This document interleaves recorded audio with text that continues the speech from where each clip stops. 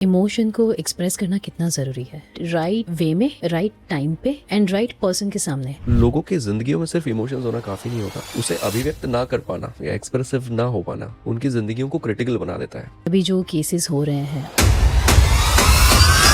जो recent case हुआ उसमें ये है कि लड़के ने लड़के को उसके बॉयफ्रेंड के साथ मार डाला। अभी तक ये था कि रिलेशनशिप में बीट्रियल बहुत बड़ी बात होती थी। यही वजह बन जाती है कि बहुत सारी मिसअंडरस्टैंडिंग होने लगती है लोगों के बीच में या रिश्तों में या सब जगह। ज्यादातर प्रॉब्लम्स के पीछे जो वजह थी वो थी जनरली हम कहते हैं कंट्रोल योर इमोशंस। क्या सही में इमोशंस को कंट्रोल करने चाहिए? ये पूरा रिफ्रेमिंग का ही गेम है कि एक इंसान किसी को इस लेवल तक रिफ्रेम कर दे कि वो इंसान गन उठाए और वो लोगों को जाकर मार दे और वो ये महसूस कर दे कि मुझे जन्नत मिल जाएगी। हम एक ऐसे समाज से आते हैं जहाँ पर आज से 10-15 साल पहले तक तो जला दिया जाता था किसी लड़की को या किसी लड़के का हाथ पैर काट दिए जाते थे, तो ऑनर किलिंग हो जाती थी। उस हिसाब से अतरंगी कि लड़की ने ये कैसे कर दिया बॉयफ्रेंड के साथ मिलके।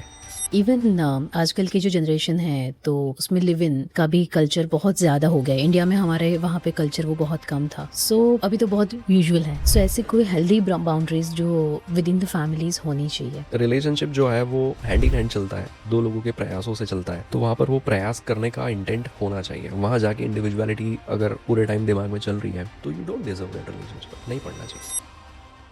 विकास ji, most welcome to our podcast. And generally ऐसे होता है कि कोई भी गेस्ट आते हैं तो एक प्रीफिक्स होता है कि ऐसे इंट्रोड्यूस करेंगे, ऐसे बात करेंगे। बट अभी जब हम बात कर रहे थे, it's been like 40-50 minutes, even more than that, कि हम बात कर रहे थे, तो आई थॉट कि उसको नेचुरली ही रखते हैं। तो इंट्रो ऑफ कोर्स मैं बाद में दे दूंगी, बट आई फील कि because it is about emotion, right? What we are going to talk about emotion. So emotionally start करते हैं उसको, कोई वो प्रीफिक्स या AI वाले में नहीं रखते हुए। तो जैसे हम बात कर रहे थे कि by degree you are an engineer, right? So how engineering to EI, emotional intelligent? When I was in the first year of my engineering, 2011 की बात है, तो एक TD रंगराजन करके एक व्यक्ति हैं, उनका एक प्रोग्राम मैंने इंदौर में अटेंड किया था जी। इमोशनल मैच्योरिटी के ऊपर उनका प्रोग्राम था। हमारा एक दैनिक भास्कर ग्रुप है, उन्होंने वो करवाया था। तो उस सेशन को जब मैंने अटेंड किया ना, तो उसका एक ज़बरदस्त इम्पैक्ट मेरे ऊपर रहा उस सेशन का। तो मुझे ऐसा लगा कि मुझे ऐसा कुछ करना है जैसा ये इंसान कर रहे हैं। ये कैसे लोगों को उम्मीदें दे रहे हैं या उनके अंदर विश्वास जगा रहे हैं या उन्हें बेहतर बनने के रास्ते पर लेकर जा रहे हैं। तो वहाँ से ऐसा माइंडसेट बना कि I think public speaking is a way to go for me. और ये नहीं समझ में आ रहा था कि पब्लिक स्पीकिंग में जाना है, बट एग्जैक्टली किस डोमेन में जाना है, कौन सा काम करना है, क्योंकि मोटिवेशनल स्पीकर तो नहीं बनना था। तो लगा कि इंजीनियरिंग है तो कुछ तो पढ़ना ही है, तो इसी को कंटिन्यू करते हैं। तो इंजीनियरिंग हो गया, बट अभी तक फिगर आउट नहीं हुआ कि बनना क्या है, किस डोमेन में जाना है। तो just to buy some more time I took admission in MBA, और MBA करते करते आई रियलाइज्ड कि रिलेशनशिप्स में मुझे जाना है। रिलेशनशिप को लेकर बहुत इश्यूज़ है। मुझे दिखने लगा था कि इस एरिया में क्राइसिस है और आने वाले टाइम में क्राइसिस बहुत बड़े स्केल पे जाएगा। तो आई डिसाइडेड कि रिलेशनशिप एक्सपर्ट बनना है, क्योंकि इस तरह के प्रोफेशनल्स भी नहीं थे। तो मैं अपने कॉलेज में लोगों को बहुत गाइड किया करता था, सपोर्ट किया करता था। एक आध इवेंट भी ऐसा हुआ था जिस इवेंट में कुछ चीज़ें ऐसी हुई जो करते करते उस टाइम पर वो वाली थोड़ी रैपो बन गई थी, ऐसे लव गुरु टाइप वाली रैपो कि लोगों को कुछ जानना है या कुछ पूछना है तो वो ज्ञान लेने आ रहे हैं और मैं उन्हें बता रहा हूँ कि ये करो, वो करो, ऐसा मत करो, वैसा मत करो जी। तो वहाँ से मुझे ऐसा लगा कि कितनी छटपटाहट है ना लोगों में, कि उनके अंदर सारे इमोशंस हैं जो वो एक्सपीरियंस कर रहे हैं और उन्हें बस वो इमोशंस जाके किसी व्यक्ति को बताने हैं, पर वो सहज नहीं है उस चीज़ में, वो नहीं बता पा रहे। यानी कि इमोशन से भरे हुए हैं बट एक्सप्रेसिवनेस नहीं है। राइट। तो मुझे लगा कि लोगों के ज़िंदगियों में सिर्फ इमोशंस होना काफ़ी नहीं होता, उसे अभिव्यक्त ना कर पाना या एक्सप्रेसिव ना हो पाना उनकी ज़िंदगियों को क्रिटिकल बना देता है, कि वो अपने मन की बातें अपने लोगों को ही नहीं कह पाते या उस तरह से नहीं कह पाते जैसे वो कहना चाहते हैं।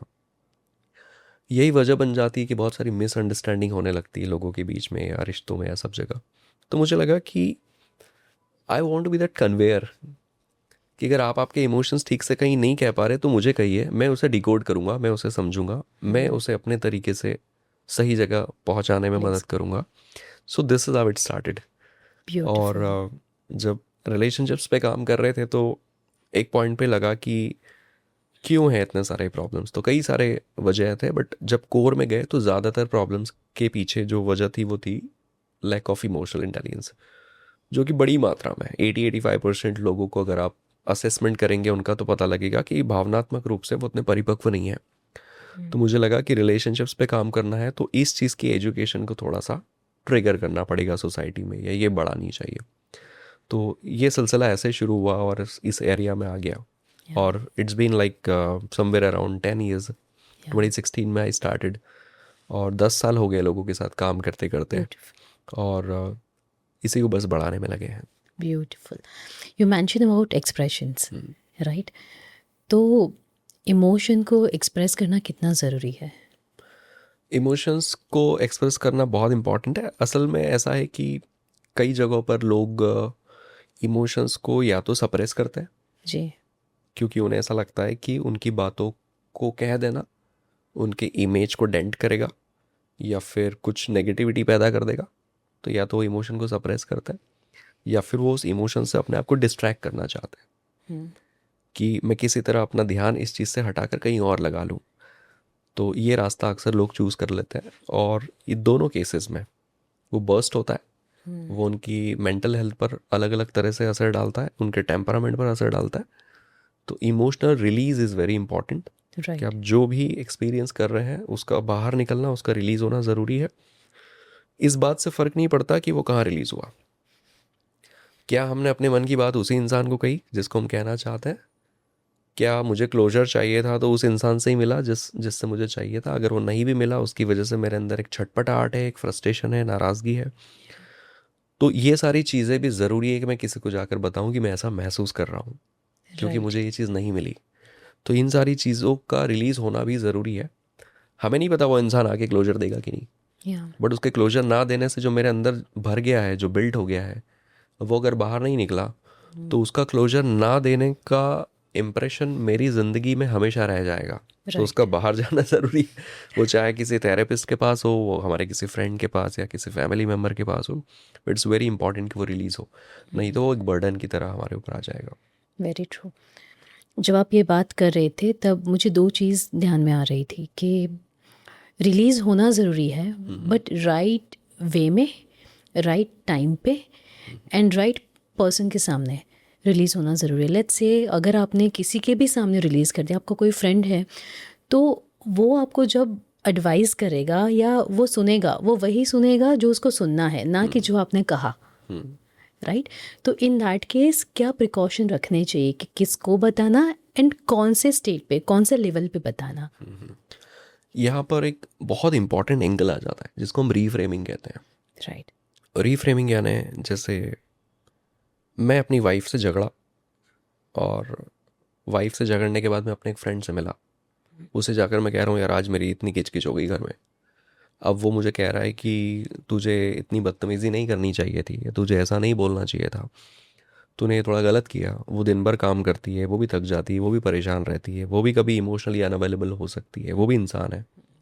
तो जब वो मुझे ये बातें कह रहा है तो मैं जो सोच रहा था कि मैं उससे बात नहीं करूँगा, अब ये बातें सुन के मुझे लग रहा है कि हाँ तू ठीक कह रहा है. तो मैं एक पोलाइट अप्रोच के साथ वापस घर जाऊँगा. राइट।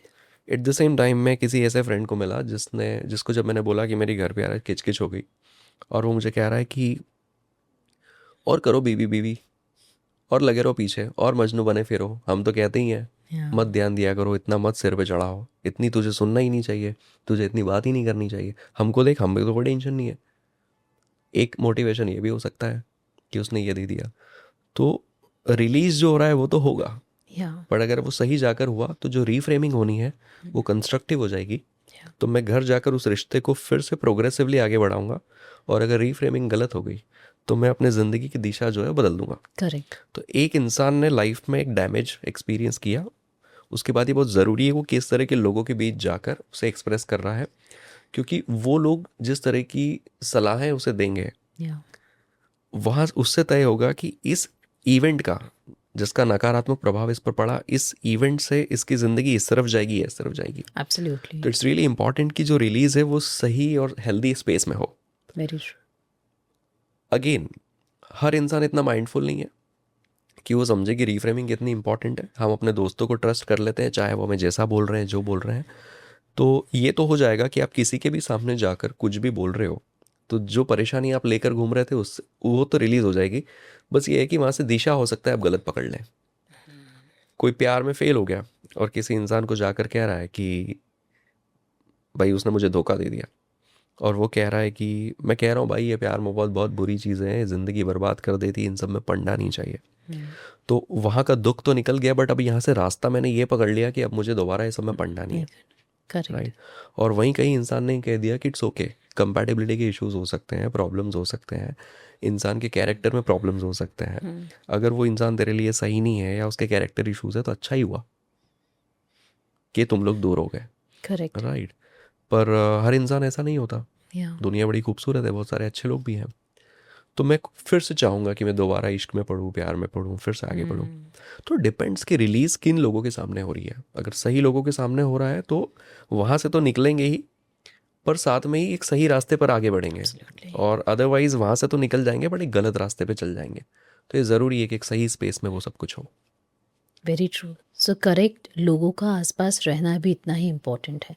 सो किसको आप बता रहे हो वो भी उतना ही इम्पोर्टेंट है जितना रिलीज़ करना। हाँ, इसलिए ये बात अक्सर मैं बोलता हूँ लोगों को कि भाई 4 दोस्त होना हमारे पास ज़रूरी है या और 2 अच्छे सलाहकार होना ज़रूरी है।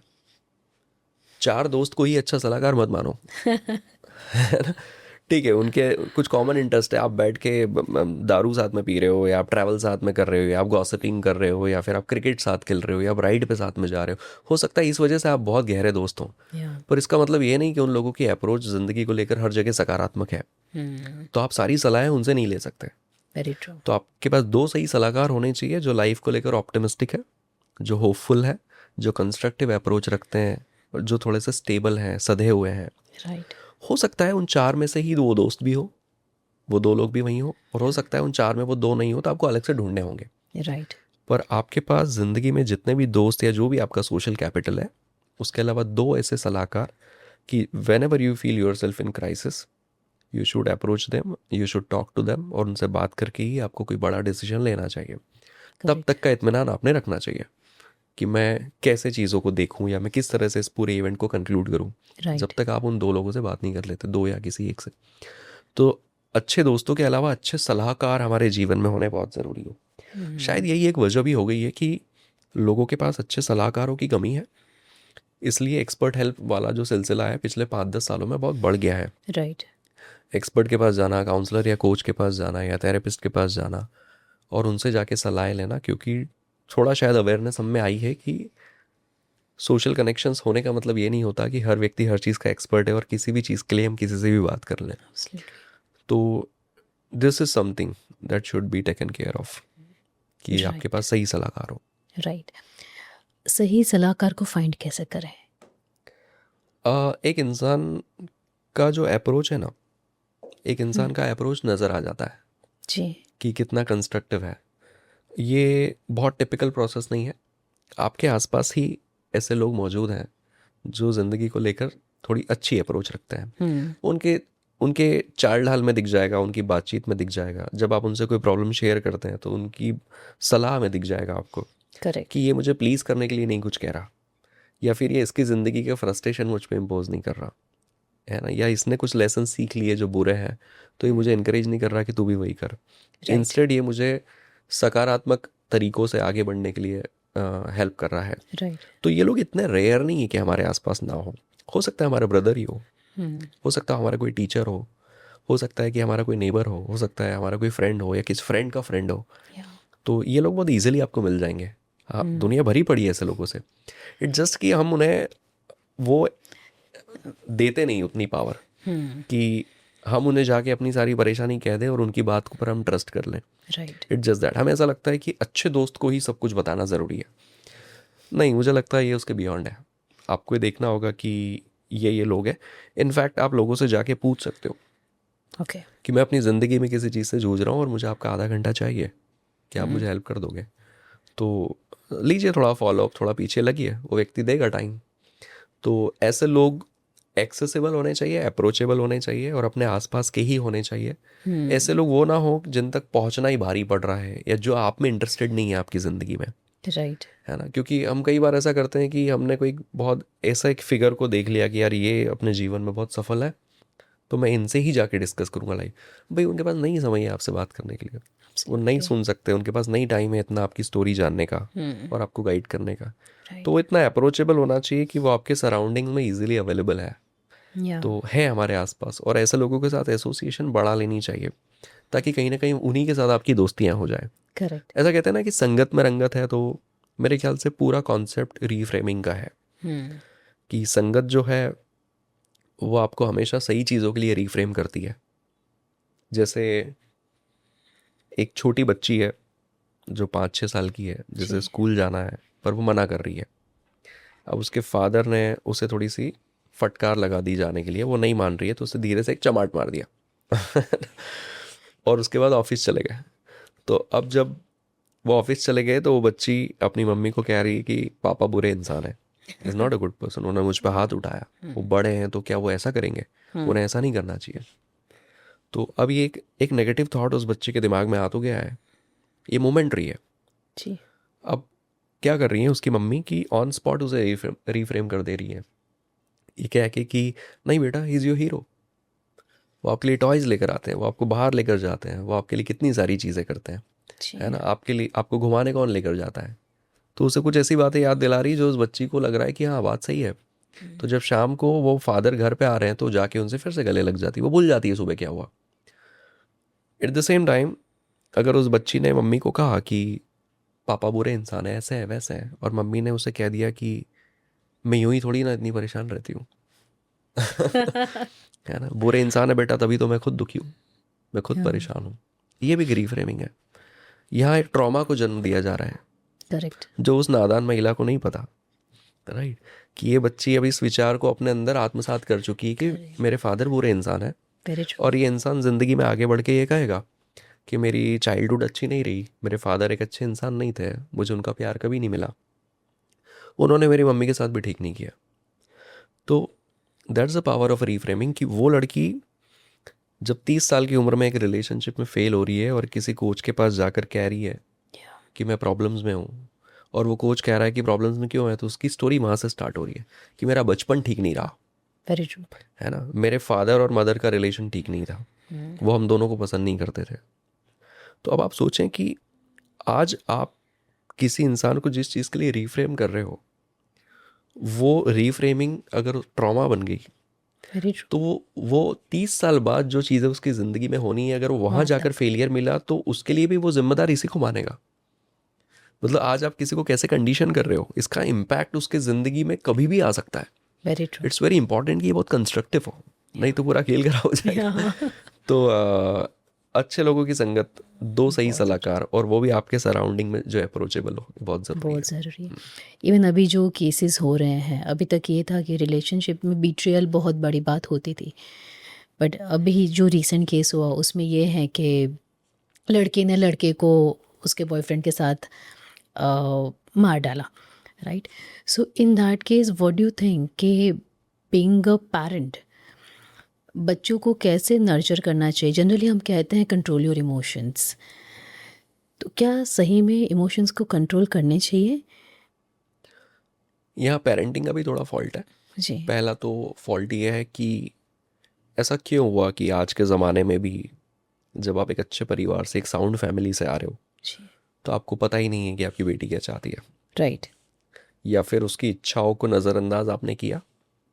राइट। आपने ये नहीं सोचा होगा कि आपकी बेटी ऐसा कदम उठा लेगी, पर आपने उसे पुश किया किसी चीज़ के लिए। तो फर्स्ट ऑफ ऑल हम उस एरा में अब है नहीं जहाँ हम बच्चों को हम पुश करें।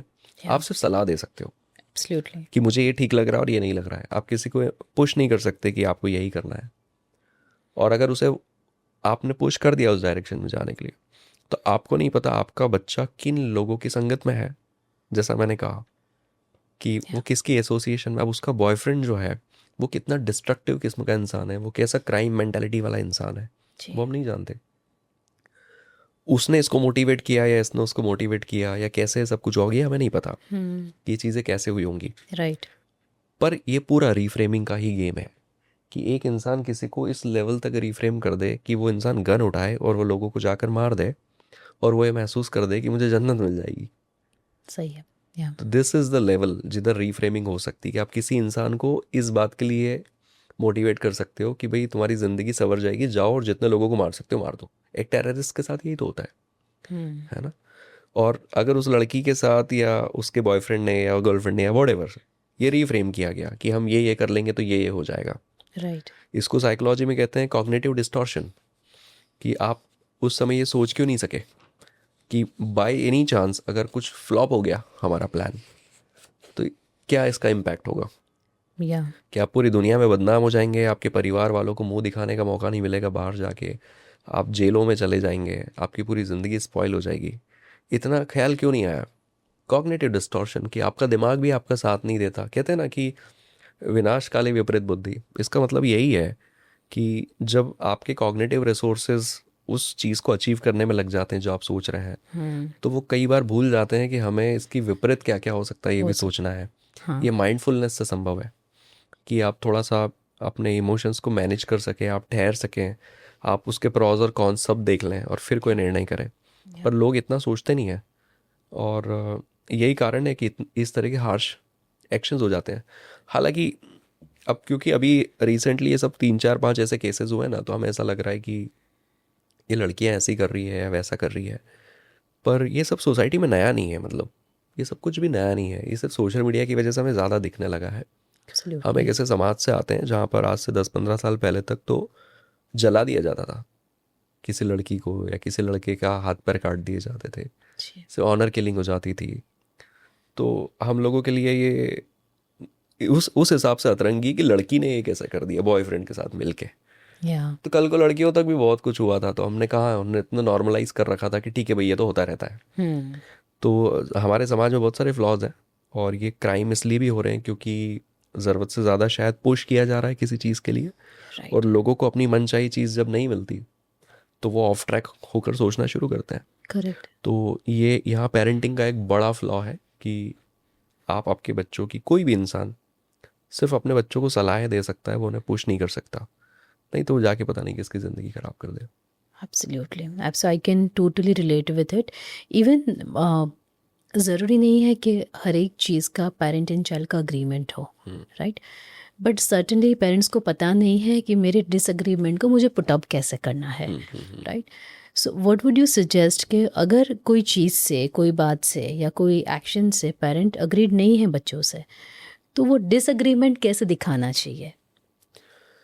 पहली चीज़ तो मुझे ये लगता है कि आप, अगर सपोज़ मेरा कोई छोटा भाई है और मुझे ये जानना है कि ये क्या चाहता है या ये इसके मन में क्या है, जी। इसके पहले कि मैं इसके लिए कुछ प्लान करूं, तो या तो मैं सीधा उससे बात करूं अगर सही रैपो है मेरी उसके साथ। अगर सही रैपो नहीं है, अगर वो सोचता है कि नहीं भैया है, भैया को क्या बोलेंगे, कैसे बोलेंगे, नहीं बोल सकते हैं, डांट लगा देंगे, चिल्ला देंगे, अगर इस तरह का सिस्टम है, तो वो लोग जो उसके साथ सही रैपो में है, या तो उसका कोई फ्रेंड होगा जी। या घर के अंदर कोई और व्यक्ति जिसके साथ उसकी अच्छी ट्यूनिंग है, या कोई कोई रिलेटिव या किसी के भी साथ जहाँ वो सही रैपो में है, मुझे उन लोगों को शामिल करना चाहिए कि भाई आप इससे इस बारे में पूछो कि इसका राइट। क्या मन है, ये क्या चाहता है। राइट। और इसे ये भी बताओ कि भैया ये नहीं चाहते जो तुम चाहते हो, तो इसका रिएक्शन जो है वो आपके सामने आएगा, करेक्ट। है ना? कि अगर भैया नहीं चाहते तो मेरी लाइफ है, ऐसे कैसे कर सकते हैं वो, ये वो सब कुछ, वो शायद वो मुझे नहीं बोलेगा ये बात, पर वो वहाँ पर रिलीज़ करेगा उस बात को, वो वहाँ पर कह देगा उस सेंटिमेंट को। राइट। और वो इंसान जब मुझे बता रहा है कि भाई उसका इस तरह का मन है, तो अब मुझे यहाँ पर पावर और डर और ये सब करने की ज़रूरत नहीं होनी चाहिए। मुझे एक उसके थॉट्स की इंटेंसिटी को समझना चाहिए। या अगर लग रहा है कि वो उसकी एजेंडा सेट है या फिर उसकी इंटेंसिटी हाई है कि मुझे यही करना है, तो मैं ज़्यादा पुश नहीं कर सकता, मैं उससे बैठ के बात कर सकता हूँ वैसा। और अगर वो उस इंसान को कह रहा है कि फिर भी अगर भैया बोलेंगे कि ऐसा करना है तो आई डू इट। या राइट। तो फिर आप उसे कह सकते हो कि भाई हम ऐसा क्यों चाहते हैं और ये रीज़न है, तो आप करो इसको, तो शायद वो कर लेगा। Very true. तो उसकी जो महत्वाकांक्षाएं हैं उसकी इंटेंसिटी कितनी है ये देखनी चाहिए। इंस्टेड कि मैं उससे बोलूं कि तुझे क्या चाहिए, उसने कहा कि मुझे उस लड़की से शादी करना है, और मैं सीधा चिल्लाना शुरू कर दूं बेकार लड़की है, बेकार घर है, और ये सब नहीं करना है, वो सब नहीं करना है, हम तुम्हारे लिए देख लेंगे, तुम बच्चे हो, तुम क्या समझते हो, तुम्हें थोड़ी ना इतनी समझ है, हमने दुनिया देखी है, हमने ये किया, ये सब ज़रूरत नहीं है। या है ना? This is how you impose your thoughts, your ideas on someone. Right और फिर वो हो सकता है वो उस लड़की की ज़िंदगी खराब करेगा। राइट वो आपको तो कुछ नहीं कह सका, वो उसको जाकर कहेगा कि मुझे तो तू चाहिए नहीं थी कभी। Very true right. तो हमेशा एक थर्ड पार्टी अप्रोच भी होती है। जब दो लोगों के बीच में रैपो सही नहीं होती तो उस इंसान को इन्वॉल्व कर लेना चाहिए जहाँ जिसके साथ ठीक रैपो है। उसके माध्यम से उस कम्युनिकेशन को करने से ज़्यादा सटीकता आती है, मुझे ऐसा लगता है। राइट आप आप डोमिनेशन के जोन में रहते हो, आप उसे बिठा के पूछो तुझे क्या चाहिए, तुझे क्या करना है, वो कुछ नहीं करके चला जाएगा, आप ज़बरदस्ती करवा दो उसकी शादी। तो कम्युनिकेशन कहाँ पर फ्लेक्सिबल हो सकता है, उन एलिमेंट्स को आपको लेके आना पड़ेगा बीच में। राइट इवन आजकल की जो जनरेशन है तो उसमें लिव इन का भी कल्चर बहुत ज़्यादा हो गया है। इंडिया में हमारे वहाँ पे कल्चर वो बहुत कम था। सो अभी तो बहुत यूजुअल है। पेरेंट के जो मैरिज के खुद के रिलेशन है, इंटरनल टर्म्स है मदर एंड फादर के, वो कितने इम्पैक्ट करते हैं कोई भी चाइल्ड की मैरिड लाइफ के लिए? जो मैं समझता हूँ कि एक इंसान जब अपनी ज़िंदगी जीता है ना तो उसके जी पास्ट के जो एक्सपीरियंसेस हैं जी या उसने अपनी ज़िंदगियों में जो जो देखा है उससे उसके thoughts, ideas, perceptions, beliefs shape up होते हैं। तो जब वो ग्रो कर रहा होगा तो वो अपने पेरेंट्स को कैसे देख रहा होगा, या वो अपनी सिस्टर और उसके हस्बैंड को कैसे देख रहा होगा, या अपने भाई और उसकी वाइफ को कैसे देख रहा होगा, राइट तो वो जो तौर तरीके ये सबकॉन्शियसली उसके अंदर जाते हैं। इससे कंडीशनिंग तो होती है। राइट। और वो कंडीशनिंग जो है वो उसके बिहेवियर को इन्फ्लुएंस करती है। तो फ़र्क तो पड़ता है कि किस तरह के एनवायरनमेंट में हम रेज हुए हैं। राइट अगर आप भावनात्मक रूप से अगर एक परिपक्व इंसान है तो शायद आप वो इंसान होंगे जो टाइमली अपने आप को रीएवैल्यूएट करते हैं करेक्ट कि मैंने कुछ गलत चीज़ें तो नहीं सीख ली। मुझे ऐसा लगता है कि इनफैक्ट मैं खुद भी ऐसा करता हूँ कि मुझे ऐसा रहता है कि अ, मैं सोचता हूँ कि मुझे हर एक साल में अपने आप को रीएवैल्यूएट करना है। ओके पिछले एक साल में मैं किसके साथ ज़्यादा उठने बैठने लग गया हूँ, पिछले एक साल में मैं किस इंसान को ज़्यादा टाइम दे रहा हूँ, पिछले एक साल में मैं किस बिजनेस पे या किस काम पे ज़्यादा फोकस करने लगा हूँ, पिछले एक साल में मैंने अपनी पर्सनल लाइफ को कैसे हैंडल किया है। तो जब ये सारे क्वेश्चन मैं अपने आप से पूछता हूँ तो कुछ ऐसी चीज़ें जो मुझे उस समय उस मोमेंट पे सही लग रही थी, बट अब जब मैं पलट के देख रहा हूँ तो लग रहा है यार मैंने उस इंसान को इतना टाइम देना नहीं चाहिए था, राइट या उस बिज़नेस के पीछे इतना नहीं भागना चाहिए था, या मुझे अपनी पर्सनल लाइफ को थोड़ा टाइम देना चाहिए था जो मैंने नहीं किया। तो जब आप एक साल चल लिए हैं तो आपको हमेशा पीछे पलट के खुद को क्वेश्चन करना चाहिए। Right right. लोग क्या करते हैं कि खुद को क्वेश्चन करने की जगह खुद को सही साबित करने की कोशिश करते हैं कि मैंने जो किया वो सही क्यों था। तो वो उस थॉट के अराउंड स्टोरीज बिल्ड करते हैं। देखो ऐसा इसलिए किया, ऐसा इसलिए ज़रूरी था, ऐसा इसलिए, ऐसा उसलिए। अरे नहीं ज़रूरत है भाई। आप अपने आप को कह सकते हो कि आपने गलतियाँ की है, करेक्ट आप रीवैल्यूएट करें। तो एक तो पहली चीज़, जो व्यक्ति इमोशनली स्मार्ट नहीं है वो कभी नहीं कर पाएगा, क्योंकि अगर वो अपने आप को कह देगा कि यार तूने ही गलत किया तो सेल्फ ब्लेम की वजह से ही नीचे चले जाएगा, वो सबोर्टेज होने लगेगा, तो वो उसी फीलिंग को डील नहीं कर पाएगा। वो डिस्कम्फर्ट उसको तंग करना शुरू कर देगा, ट्रू गिल्ट में चला जाएगा। जो व्यक्ति इमोशनली स्मार्ट है वो उसको प्रोग्रेस की तरह देखेगा कि ठीक इंसान है, गलतियाँ होती है, वो उन फीलिंग्स को वैलिडेट भी करेगा। ठीक है उस समय पे ये लग रहा था बट मुझे अब ऐसा लग रहा है कि वो नहीं करना चाहिए था, तो अब मैं यहाँ से अपना रास्ता बदल रहा हूँ। राइट तो हम हमेशा अपने आप को देख सकते हैं कि कौन सी लर्निंग्स, कौन सी कंडीशनिंग, कौन सा बिहेवियर, कौन से तौर तरीके पिछले एक साल में मेरी ज़िंदगी को किस तरह से इम्पैक्ट कर रहे थे। राइट तो एक इंसान के पास हमेशा ये कैपेबिलिटी है कि वो अपनी ज़िंदगी की सारी कंडीशनिंग्स को वॉश आउट करके नए तरीके से आगे बढ़ सकता है। पर वो परिपक्व है तो ये काम कर पाएगा, नहीं तो वो पैटर्न्स, वो कंडीशनिंग्स पीछा छोड़ती नहीं है। नहीं है वैसा है। Very true. सो ऐसी कोई हेल्दी बाउंड्रीज जो विद इन द फैमिलीज होनी चाहिए? ये बहुत सब्जेक्टिव है कि हम किस तरह के कल्चर में रेज हो रहे हैं। जी कल्चरल डिफरेंसेस है कि गुजरात में अपना एक कल्चर है लोगों का, वो किस तरह की ज़िंदगियाँ जीते हैं। गुजरात के ही हम रूरल एरियाज़ में चले जाएंगे तो वहाँ का कल्चर अलग होगा। बहुत अलग मैं है। मध्य प्रदेश से आता हूँ, वहाँ कुछ और है, बिहार जी में कुछ और है, जी। कर्नाटका में कुछ और है। तो फर्स्ट ऑफ ऑल आपका बच्चा किस इकोसिस्टम में बड़ा हो रहा है, उसकी एक्सपेक्टेशन उस इकोसिस्टम को देखकर बन रही है। इस बात से कोई फ़र्क नहीं पड़ता कि आपकी विज़न आगे की क्या है और क्या नहीं है। राइट।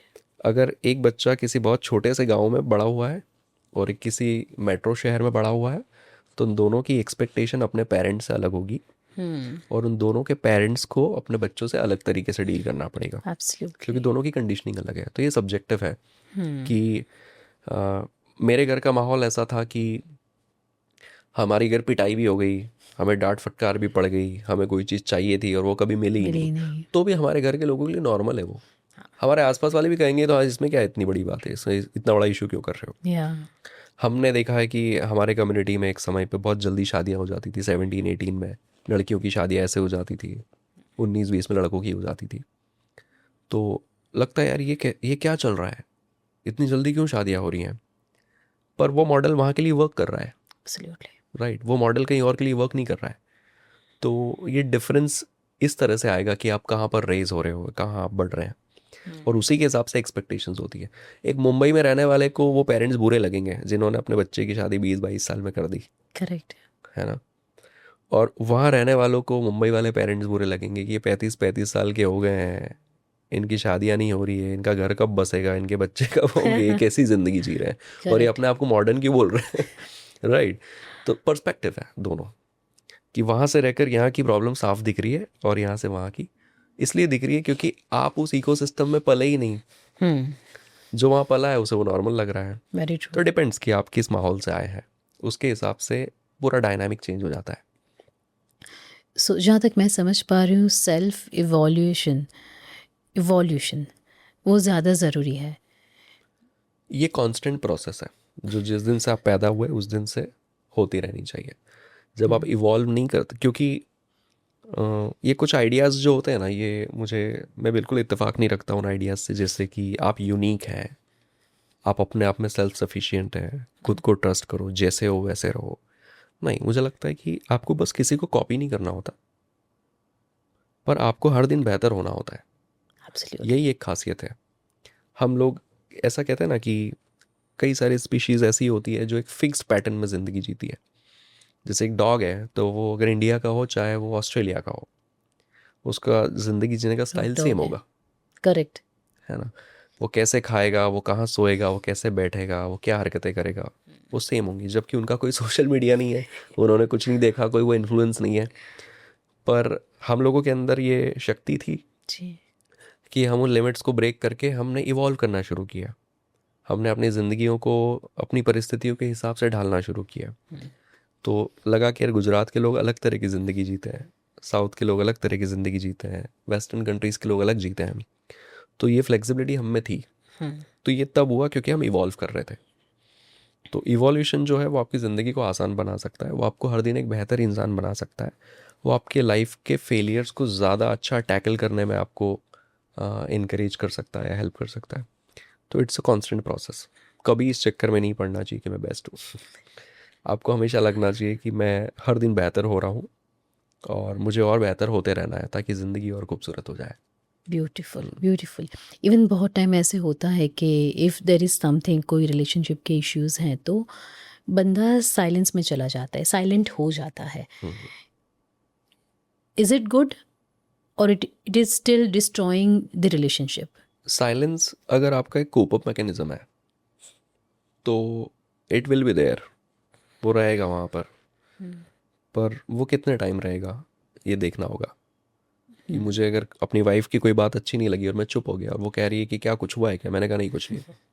वो बात करना चाह रही है बट मैं अवॉइड कर रहा हूँ, तो ये ठीक है क्योंकि अभी मैं सही जोन में नहीं हूँ। ये शायद अगले 2 दिन ठीक है, 3 दिन ठीक है, बट इवेंचुअली मुझे एड्रेस करना ना चाहिए उस होगा। बात को, राइट। अब क्या होता है कि अटैचमेंट स्टाइल्स हैं, अवॉइडेंट हूँ तो मैं ना बात करने को ही सही समझ रहा हूँ। राइट। कि मैं उसको बात करके मैं फिर से वो मुझे स्ट्रेस होगा और मैं बात ही नहीं करना चाहता। मैं चीज़ों को लेट गो कर देना, भूल जाना और आगे बढ़ जाना ज़्यादा ठीक समझता हूँ कि यार मुझे नहीं बात करना, इट्स ओके, हो गया ना हो गया, कोई बात नहीं, मेरे अंदर कोई शिकायत नहीं है। बट अगर वो एंग्शियस है तो वो बात तो परेशान होती नहीं है। रहेगी करेक्ट। कि उनके साथ उस दिन क्या हुआ था, या वो कुछ बोले नहीं, उनके मन में कुछ रह तो नहीं गया, कहीं उन्हें कुछ लगा तो नहीं, कहीं उन्होंने कोई परसेप्शन या जजमेंट तो नहीं बना लिया मेरे बारे में। वो राइट। परेशान होती रहेगी। तो ऐसा कहते हैं कि रिलेशनशिप में आप तभी पड़िए जब आप अपने साथ एक व्यक्ति की और जवाबदारी लेने के लिए रेडी है। करेक्ट। रिलेशनशिप में जाने के बाद इंडिविजुअलिटी का गाना नहीं गाना है पूरे टाइम। मेरा क्या, मैं ऐसा हूँ, मैं वैसा। तू ऐसा था तो फिर तो अकेला ही रहता, तो शादी क्यों की? तो राइट। रिलेशनशिप में क्यों आया? Relationship comes with lot of responsibility, lot of sacrifices, lot of inconvenience. या और आपको लगता है कि सब कुछ मैनेज करने के लिए आप रेडी हैं, तभी उसको बनाइए, नहीं तो मत बनाइए। मैं बनाऊंगा भी और मैं मेरे ही तरीके से रहूँगा। Don't do that. मत पढ़ो, अकेले रहो। तो ये चॉइसेस हैं हमारे पास। अब रिलेशनशिप बनानी इसलिए क्योंकि वो भी एक साइकोलॉजिकल नीड है, और वहाँ जाकर फिर वो इंडिपेंडेंस, वो लिबरेशन हमारे दिमाग में आके चीज़ें ख़राब कर देता है। आपने बच्चा पैदा किया तो आप थोड़ी ना कह सकते हो ये मेरा स्लीपिंग टाइम है। अरे भाई, आप अब तो वो रिस्पॉन्सिबिलिटी है, सेक्रीफाइस है, इनकन्वीनियंस, वो तो रहेगा, उसको उठाना ही है। या आपके पेरेंट्स हैं, आप थोड़ी ना कह सकते यार कि तुम बीमार हो, मेरे पास टाइम नहीं है। नहीं, सब काम have धंधा to। छोड़ के जाना पड़ेगा हॉस्पिटल, उनको ठीक करेक्ट। करवाना पड़ेगा। तो रिश्ते जो हैं वो जवाबदारी के साथ आते हैं। जो आपके कंट्रोल में, या तो उन्हें बनाइए मत, और बना रहे हैं तो इसी माइंडसेट से बनाइए। तो अगर मुझे लग रहा है कि मेरा टेम्परामेंट ठीक नहीं है, मेरा अटैचमेंट स्टाइल अलग है, बट जब मैं रिलेशनशिप में आ रहा हूँ तो मुझे वही मान लेना चाहिए कि ज़रूरी नहीं है कि मेरी वाइफ का भी यही रहेगा। तो उसका जो भी होगा मैं उसे हैंडल करूँगा। That should be the mindset. ठीक है, वहाँ फिर सिर्फ मेरा कंफर्ट मेरे लिए मैटर नहीं करना चाहिए। करेक्ट। तो ये रिलेशनशिप जो है वो हैंड इन हैंड चलता है, दो लोगों के प्रयासों से चलता है। तो वहाँ पर वो प्रयास करने का इंटेंट होना चाहिए। वहाँ जाके इंडिविजुअलिटी अगर पूरे टाइम दिमाग में चल रही है तो नहीं चल। तो you don't deserve that relationship, नहीं पढ़ना चाहिए। Right. Even end of every झगड़ा, end of every situations, people end up saying sorry. तो इज सॉरी इनफ, और उससे भी ज़्यादा कुछ और पावरफुल टूल हो सकता है? उससे पावरफुल टूल ये हो सकता है कि हमने माफ़ी मांगी और हमने उसके साथ ही उस इंसान को ये प्रॉमिस दिया, ये आश्वासन दिया कि अब ये चीज़ दोबारा नहीं होगी। राइट। राइट। क्योंकि कई लोग ऐसे हैं जिनके सॉरी एकदम ज़ुबान पर ही बैठा रहता है। मैंने ऐसे कई कपल्स देखे जो एक वाइफ कह रही है कि सर ये रोज़ सेम हरकत करता है, रोज़ सॉरी बोलता है। तो अब ये सॉरी नहीं हुआ, ये तो मैनिपुलेशन हुआ। ट्रू। अब आप माफ़ी नहीं मांग रहे हो, अब आपने एक आर्ट सीख लिया है इस इंसान को एक्सप्लॉइट कैसे करना है। तो सॉरी बोल दूंगा, मान जाएगी और हो जाएगा handle. So that is manipulation. या राइट। उसमें sorry is a tool of manipulation. तो सॉरी का मीनिंग तब है जब वो that sorry should be followed by a commitment कि यार अब नहीं होगा ऐसा, मुझे माफ़ कर दो, इंसान है, गलती हो गई, बट अब नहीं करूँगा। तो गलतियाँ करना ठीक है, इंसान ही करता होना है, ही है। बट उन गलतियों को रिपीट करना ये ठीक नहीं है, ये राइट। गलत है। और अगर आप रिपीट कर रहे हो और सॉरी बोल रहे हो तो फिर आप मीन नहीं करते हो सॉरी में कुछ, फिर आप एब्सोल्युटली। अपोलोजेटिक है नहीं एक्चुअली, फिर सिर्फ आप मैनिपुलेशन के गेम में है। इट इज़ तो वो मेनली अ एक्सेप्टेड नहीं फॉल्ट। होना चाहिए, ऐसी माफिया नहीं दी जानी चाहिए। राइट। इवन ये देखा है जनरली कि जो इंटेलिजेंट, जिनका आईक्यू अच्छा होता है, still they fail in relationship. हाँ, क्योंकि इमोशनल कोशेंट और इंटेलेक्चुअल कोशेंट दो अलग दुनिया है। और आईक्यू अच्छा होना आपके लॉजिकल ब्रेन के लिए शायद बहुत अच्छा है। जी। आप ज़्यादा रैशनल होंगे, आप अपने बिजनेस, अपने काम, अपनी चीज़ों को ज़्यादा अच्छा मैनेज करेंगे। पर इमोशनल कोशेंट आपके अंदर एम्पैथी जैसे एलिमेंट्स डालता है, राइट। रिलेशनशिप मैनेजमेंट या सोशल स्किल जैसे एलिमेंट डालता है, सेल्फ अवेयरनेस, सेल्फ मैनेजमेंट जैसे एलिमेंट्स डालता है। तो आईक्यू, इसको यूँ समझते हैं कि जैसे एक इंसान के चारों pillars, physical pillar, intellectual pillar, emotional pillar and spiritual pillar, जी। चारों वीक है, तो वो दुनिया में कहीं भी मैनिपुलेट होके आ जाएगा, उसके साथ कोई भी बुरा कर देगा। फिर सबसे आसान है फिजिकल पिलर को स्ट्रेंथ कर देना। तो फिजिकल पिलर अगर किसी का स्ट्रेंथन हो जाए तो उसको अगर किसी ने मैनिपुलेट करने की कोशिश की तो कोई सोचेगा समझेगा नहीं, उठा के पीट देगा, करेक्ट। चाहे उसके बाद पुलिस ही क्यों ना उठा के लेके जाए। राइट। फिर मान लीजिए कि किसी का फिजिकल पिलर भी अच्छा है, इंटेलेक्चुअल पिलर भी अच्छा है, उसको अगर किसी ने मैनिपुलेट करने की कोशिश की तो हो सकता है वो ये सोचे कि मुझे हाथापाई नहीं करनी है, क्योंकि ये अपने को शोभा नहीं देगा। बट क्योंकि इंटेलेक्चुअल पिलर स्ट्रांग है तो ये सोचेगा कि कैसे मैं इसकी बैंड बजा सकता हूँ, कैसे मैं इस इंसान के साथ बुरा कर सकता हूँ। राइट। मतलब जो रिवेंजफुल जो एटीट्यूड है वो हो सकता है, इससे फ़र्क नहीं पड़ता आप कितने इंटेलिजेंट हैं, उस इंटेलिजेंस को यूज़ ही आप रिवेंज करने के लिए कर रहे हो, है ना। थर्ड इज़ कि फिजिकल भी स्ट्रांग है, इंटेलेक्चुअल भी स्ट्रांग है और इमोशनल भी स्ट्रांग है। तो आप उस सिचुएशन में एनालाइज कर रहे हो कि इस इंसान को मुझे रिस्पॉन्स देना भी है कि नहीं देना है। या सबसे पहली चीज़ तो ये कि चलो इसने कुछ कह भी दिया है, मुझे इसको इग्नोर करना है या इससे लड़ना भिड़ना है या रिवेंज लेना है। राइट। तो इमोशनली स्मार्ट इंसान अपनी एनर्जी को हर जगह वेस्ट नहीं करता, वो तय करता है कि ये लड़ाइयाँ मेरी नहीं है और ये लड़ाइयाँ मेरी है। आपके पास हमेशा 100 ऐसी चीज़ें हैं जिसके लिए आपको फाइट मारनी है, करेक्ट। बट आपके पास हमेशा 10 ही चीज़ों के लिए फाइट मारने का टाइम है। तो एब्सोल्युटली। जो लोग इमोशनली स्मार्ट नहीं होते ना, वो पहली जो भी 10 चीज़ें आ गई में फंस जाएंगे। हो सकता है जो इंपॉर्टेंट थी वो 15वें नंबर पे आने वाली थी, राइट। और जो इमोशनली स्मार्ट होता है वो अपने उन वहाँ से लड़ाइयों को इग्नोर मारता है, तो वो सही फाइट में अपना एनर्जी डालेगा। सही फाइट। राइट। तो इमोशनल पिलर आपको मदद करता है ये चूज़ करने में कि मैं अपने एंगर को कैसे, मुझे लड़ाई लड़नी नहीं, बट मुझे गुस्सा आ रहा है तो मैं अपने एंगर को मैनेज कर लूँ, संभाल लूँ। And the fourth is spiritual pillar. जब वो भी इवॉल्व हो जाता है तो फिर आप गुस्सा एक्सपीरियंस ही नहीं करते। या किसी ने कुछ कह दिया और आपको ऐसा लग रहा है इट्स ओके, ठीक है। इट्स ओके, उसने बुरा कहा, उसकी ज़ुबान खराब हुई, उसकी सोच खराब है, it's okay, I don't take it. या तो ये सिलसिला है। तो वेरी नाइस। इंटेलेक्चुअल पिलर किसी व्यक्ति का स्ट्रांग होने से इस बात की कोई गारंटी नहीं कि उसकी रिलेशनशिप अच्छी चलेंगी, राइट। क्योंकि रिलेशनशिप के लिए ज़रूरी है कि उसकी सेल्फ अवेयरनेस कैसी है, उसकी खुद के इमोशंस को एड्रेस कर पाने की एबिलिटी कैसी है, सामने वाले के इमोशंस को कितना अच्छा एड्रेस कर रहा है, लीडरशिप कैसी है, सोशल स्किल्स कैसी है, कंपैशन कितना है, ये सब कुछ ज़रूरी है। Very- तो इसलिए हमने ऐसे हज़ारों केसेस, लाखों केसेस देखे हैं जहाँ लोग अपनी प्रोफेशनल लाइफ में बहुत सफल हैं और घर आकर वो एक अलग इंसान बन जाते हैं। उनकी वाइफ या उनका हस्बैंड बताएगा कि ये जो बाहर दिख रहा है ना या दिख ऐसा रही नहीं है, ये घर में ऐसा नहीं है। मेजोरिटी ऑफ वाइफ को वही कंप्लेन होती है कि बाहर कुछ अलग है, घर में कुछ अलग है। तो लोगों को अपनी सोशल इमेज प्रोटेक्ट करनी है या बाहर उन्हें अपनी इमेज बना के रखनी है, तो अपना पूरा इंटेलेक्ट, पूरा स्मार्टनेस को यूज़ करेंगे, या पर वो सारा फ्रस्ट्रेशन, वो सारी नेगेटिविटी घर में आके उनकी रिलीज होती रहती है। एब्सोल्युटली। होता है ऐसा। या सो डू यू थिंक कि male emotion and female emotion अलग होते हैं?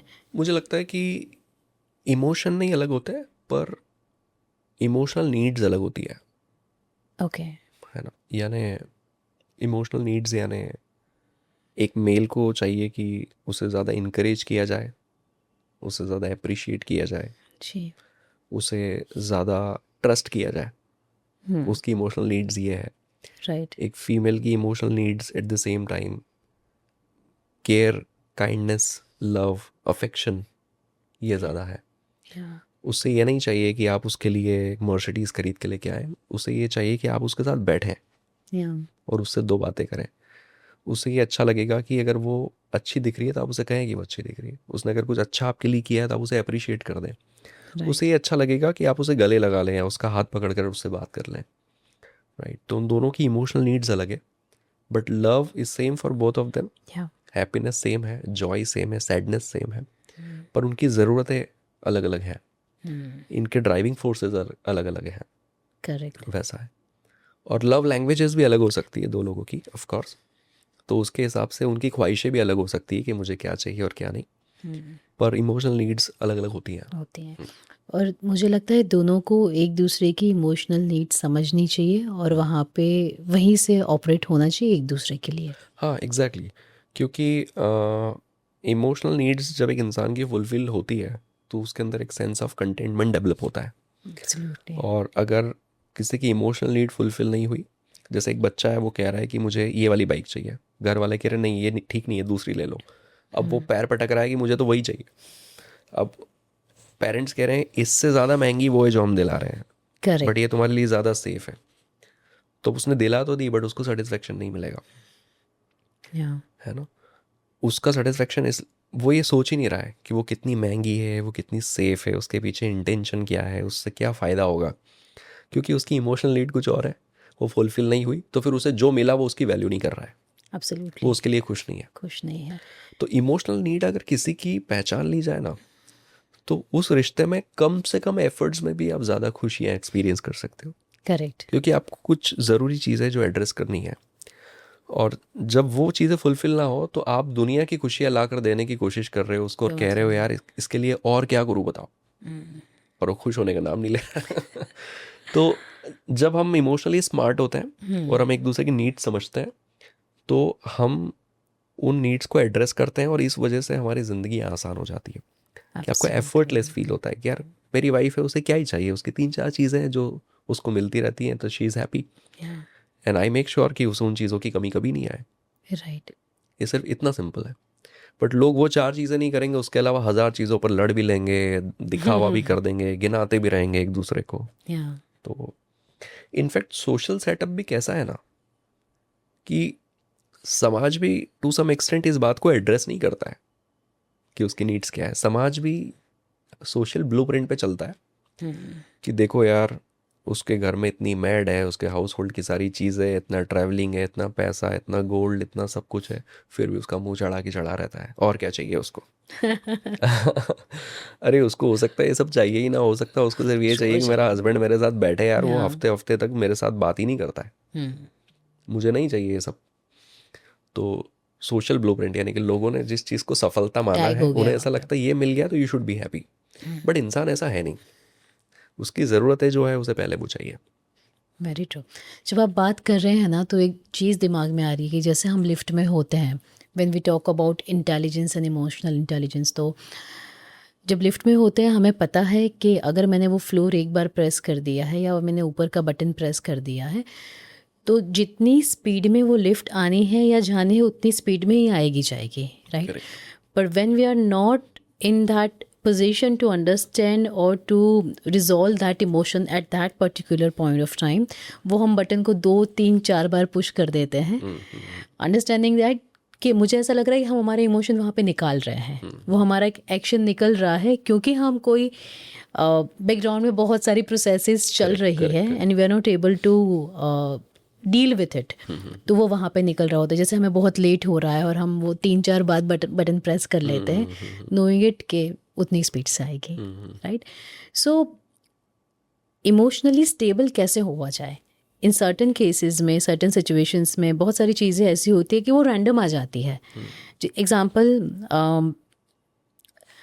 अभी हम हस्बैंड वाइफ के कॉन्टेक्स्ट में बात कर रहे हैं, तो वही कॉन्टेक्स्ट में आपको पूछना चाहूँगी कि मेरे साथ कुछ ऐसा इंसिडेंट हुआ which I need to share it with someone, probably with my husband या बॉयफ्रेंड, और मैंने 2 बार 3 बार 4 बार कॉल करे, he is not picking up the call, right. मुझे पता है कि वो ऑफिस में है, काम में होगा या कहीं और है, बिजी है, अभी नहीं उठा पाएगा, बट फिर भी वो ट्रॉमा में अभी मैं हूँ,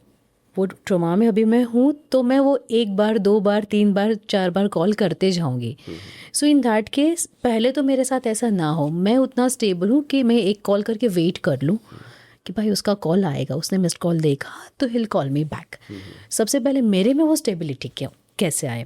दूसरा सवाल यही कॉन्टेक्स्ट में कि अगर सामने वाला मेरा वो 3-4-5 कॉल देख रहा है, तो जनरली ये होता है कि सामने वाला भी ऑफेंसिव हो जाता है कि यार तुझे पता है कि 1 मिस कॉल में भी मैं कॉल करूँगा, 4 मिस कॉल में भी मैं कॉल करूँगा, अगर अर्जेंसी नहीं है तो तुमने इतने कॉल किए ही क्यों, you should have wait till I call back. So दोनों कंडीशन में इधर पार्टनर का रिस्पॉन्स क्या होना चाहिए? देखिए, पहला तो मैटर एंग्जाइटी से जुड़ा हुआ है, राइट। कि इंसान एंग्शियस हो जाता है। फ़ोन नहीं उठाया तो उसका इंटरनल वर्ल्ड उसको बोल क्या रहा है। या देखिए, इनर डायलॉग क्या है। इनर डायलॉग ये है कि ठीक है, कुछ कर रहा होगा, जैसा आपने कहा, बिजी होगा, काम में होगा, कुछ कर रहा होगा। तो अगर ये इनर डायलॉग होगा तो फिर एंग्शियसनेस आएगी ही क्यों। सवाल ये है कि ये व्यक्ति यही तो नहीं सोच रहा। इसका इंटरनल वर्ल्ड जो है इसको कह रहा है कि किसके साथ है, कहाँ है, मुझे इग्नोर क्यों किया, मेरा फ़ोन क्यों नहीं उठा सकता, ये हर बार ऐसे ही क्यों करता है, या ठीक है, क्या मैं इंपॉर्टेंट नहीं हूँ, ये मुझे फॉर ग्रांटेड लेता है। मैं तो हमेशा देखता हूँ मेरे सामने जिसका भी फ़ोन आता है एक बार में उठाता है, राइट? तो उस समय आप अपने आप को जो बोलते हो, जी। उस इनर डायलॉग से आपके अंदर का वो जो सेंटिमेंट है वो पैदा होता है। तो आपके साथ कोई भी चीज़ हुई, अगर गाड़ी कहीं टकरा गई और आपने तुरंत अपने आप को बोला इट्स ओके, हम सेफ है, इट्स ओके, लेट्स सी क्या हो सकता है। जी। तो आपने जैसे ही इस तरह से अप्रोच किया सिचुएशन को, आप डिफरेंटली बिहेव करेंगे। और जैसे ही गाड़ी टकरा गई और आपके अंदर एक घबराहट पैदा हो जाए, तो आप डिफरेंटली बिहेव करेंगे। तो उस सिचुएशन में आप अपने आप को जो बोलते हो ना, उससे टू सम एक्सटेंट हमारे अंदर वो इमोशंस पैदा होते हैं, करेक्ट। राइट? और उन इमोशंस या फीलिंग्स के साथ हम आगे के एक्शंस तय करते हैं।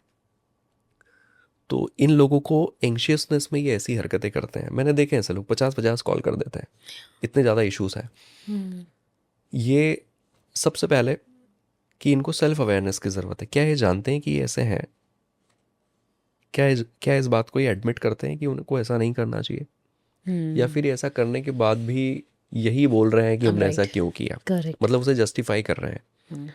तो जैसा मैंने कहा कि खुद को पलट के देखना कि चल उस दिन 4 दिन पहले मैंने उसे तंग कर दिया था कॉल कर करके, बट 4 दिन हो गए, अब अगर मैं खुद को पलट के देख रहा हूँ तो मुझे खुद लग रहा है कि नहीं लग रहा है कि मैंने गलत किया। राइट।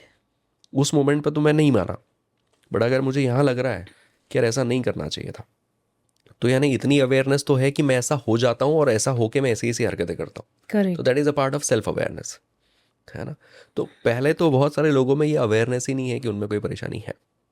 ठीक है, तो first you have to evaluate yourself कि मेरे कौन कौन से पैटर्न्स जो हैं वो हमारे रिलेशनशिप को हैम्पर करते हैं। राइट। वो कह रहा है यार ये 5-5 कॉल करती रहती है और ये लड़ रही है और जस्टिफाई कर रही है कि मैं क्यों कर रही हूँ। तो पहले तो आप रुक जाओ, पानी वानी पी लो। आप खुद ही सोचो कि क्या इसकी ज़रूरत थी? करेक्ट। जब वो कह रहा है मैं एक ही बार में रिप्लाई कर दूंगा, तो फिर ज़रूरत थी क्या? नहीं थी, है ना? तो फिर आपने ऐसा क्यों किया? तो वो उस बात को मान नहीं रहा है कि मेरे अंदर इनसिक्योरिटीज़ है, मेरे अंदर ट्रस्ट का इशू है, मेरे अंदर लो सेल्फ इस्टीम है, जिसकी वजह से मेरे अंदर इन्फीरियरिटी है, छटपटाहट है, और मुझे ऐसा लगता है मुझे कैसे इग्नोर कर दिया। जब वो ये मान लेगा तो इन इमोशंस को एड्रेस किया जा सकता है। अगर आप मानेंगे ही नहीं तो कुछ नहीं हो सकता। तो first you should have that self awareness, you right. Should know your self कि मैं कैसे इमोशंस एक्सपीरियंस करता हूँ। दूसरा कि जब इतना आ जाएगा तो फिर हम इस बात पे बात करेंगे कि अब ये तो मुझे पता है कि मैं इस तरह की सिचुएशन में ऐसी हरकत कर देता हूँ, बट अब मुझे वो लेवल अचीव करना है कि जब वो सिचुएशन आए और वो हरकत मैं करने वाला हूँ तभी मेरा दिमाग मुझे कह दे कि रुक। राइट। बाद में जाके तो मुझे रियलाइज़ हो रहा है कि मैंने गलत किया है। अब मुझे ऑन स्पॉट रियलाइजेशन आ जाए, इसके लिए मैं क्या करूँ? तो इसके लिए मुझे थोड़ा सा एकाग्रता या अपना फोकस कैसे इन्हेंस करना है, अपनी अवेयरनेस कैसे बढ़ाना है, अपनी कॉन्शियसनेस को कैसे बढ़ाना है, ऐसी कुछ एक्सरसाइजेस करनी चाहिए। राइट। तो meditation can be one of the, कि आप मेडिटेट करें या फिर आप इस तरह की एक्टिविटीज़, आप लॉन्ग फॉर्म कंटेंट कंज्यूम करें। आप रील्स क्यों देख रहे हो दिन भर बैठकर? इससे तो आपकी मेंटल स्टेट और ख़राब हो जाएगी। आप ऐसे कामों में इंगेज करें जहाँ पर आप लंबे समय तक उस चीज़ के साथ जुड़े रहते हो, है ना? इससे ये होता है कि आपकी क्षमता बढ़ती है अपने दिमाग को सही जगह रखने की। पर ऐसे लोग जो है डिस्ट्रैक्टेड होते हैं। अगर आप कह दोगे कि चलो 10 पेज पढ़ लीजिए बुक के, अगर आपके नहीं हो पास आधा पाएंगे। घंटा है, वो नहीं पढ़ पाएंगे क्योंकि दे आर डिस्ट्रैक्टेड। वो पढ़ते पढ़ते भी ये सोच रहे हैं कि वहाँ क्या चल रहा होगा, वो क्या कर रहा होगा। तो वो डिस्ट्रैक्शन ना आए। जब आपने कहा है कि मुझे पढ़ना है और आप पढ़ पाएँ, इसका मतलब आपका दिमाग थोड़ा आपके कंट्रोल में है। करेक्ट। तो मेरे लाइफ में कोई प्रॉब्लम आ रही है और मैं अपने आप को कह रहा हूँ कि नहीं नहीं मुझे इस पर रिएक्ट नहीं करना है, तो मेरा दिमाग कह रहा है कि ठीक है नहीं करेंगे, क्योंकि वो कमांड मैंने बना ली है। अब वो कमांड बनाई ही नहीं है, सिचुएशन आई है, मैं कह रहा हूँ मुझे गुस्सा नहीं करना है, बट उसने एक स्टेटमेंट कुछ ऐसा दे दिया कि मैं प्रोवोक हो गया और मैं पूरा उड़ेल दिया सब कुछ। मैं संभाल नहीं पाया खुद को। इसका मतलब कि मैं जो काम नहीं करना चाहता था मैंने वो कर दिया, और वो सिर्फ इसलिए क्योंकि वो एबिलिटी मैं अपने अंदर डेवलप नहीं कर पाया कि मैं अपने रिएक्शंस को या मैं अपने इमोशंस को या मैं अपने दिमाग को कंट्रोल कर सकूं। तो इस तरह की एक्सरसाइज सबसे ज़्यादा होनी चाहिए। आप देखें ऐसे लोग मैंने देखे हैं कि जिनको गुस्सा आ रहा है, और गुस्सा आ रहा है तो बाकायदा बोल रहे हैं सामने वाले, देख अब मत कर, मुझे गुस्सा आ रहा है। Look at the self awareness कि कम से कम उसे पता है कि मुझे गुस्सा आ रहा है ना? फिर जब सामने वाला चुप नहीं रहता और वो गुस्सा बढ़ते जा रहा है बढ़ते जा रहा है, तो वो ये बात भी बोल रहा है, अब अगर तूने कुछ कहा तो मैं अपने आप को नहीं रोक पाऊंगा, यानी कि मेरा थ्रेशोल्ड आ चुका है। करेक्ट। यानी कि मैं अब उस पॉइंट पे हूँ जहाँ पर अब मैं शायद खुद को संभाल नहीं पाऊंगा। तो यू शुड स्टॉप इट। तो उनकी अवेयरनेस देखो, वहाँ तक पता है। बस उनके साथ परेशानी ये है कि जो दूसरा कंपोनेंट है इमोशनल इंटेलिजेंस का, सेल्फ रेगुलेशन, वो वहाँ फेल हो रहे हैं. दे आर अवेयर इनफ कि गुस्सा आ रहा है, बट एक पॉइंट के बाद वो उस गुस्से को हैंडल नहीं कर पाए और उन्होंने जो करना था कर दिया. फिर वो कह रहे हैं, फिर वो ये नहीं कह रहे हैं खुद को कि ऐसे क्या वजह थी कि मैं अपने आप को हैंडल नहीं कर पाया. वो अपने आप को ये कह रहे हैं, मैंने तो बोला ही था उसको, हाँ. फिर अपने से बर्दाश्त नहीं होगा, उसको चुप होना चाहिए था. मतलब उसने इस बात को अपना लिया है कि मैं ऐसा ही रहूँगा, मैं कह दूँ फिर मान जाओ, है ना.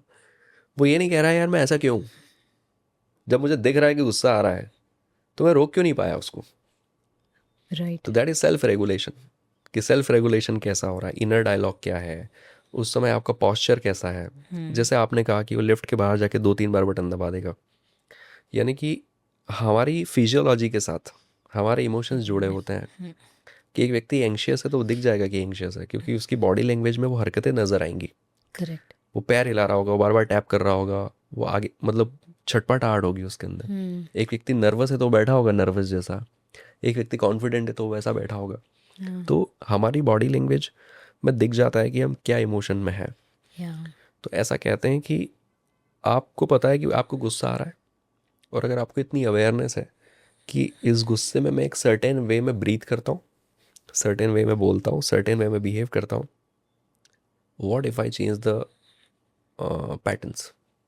राइट. अगर मुझे गुस्सा आ रहा है तो कैसा हो अगर मैं थोड़ा सा यहाँ बैठा हूँ तो मैं खड़े हो जाऊँ, मैं थोड़ा सा वॉक कर लूँ.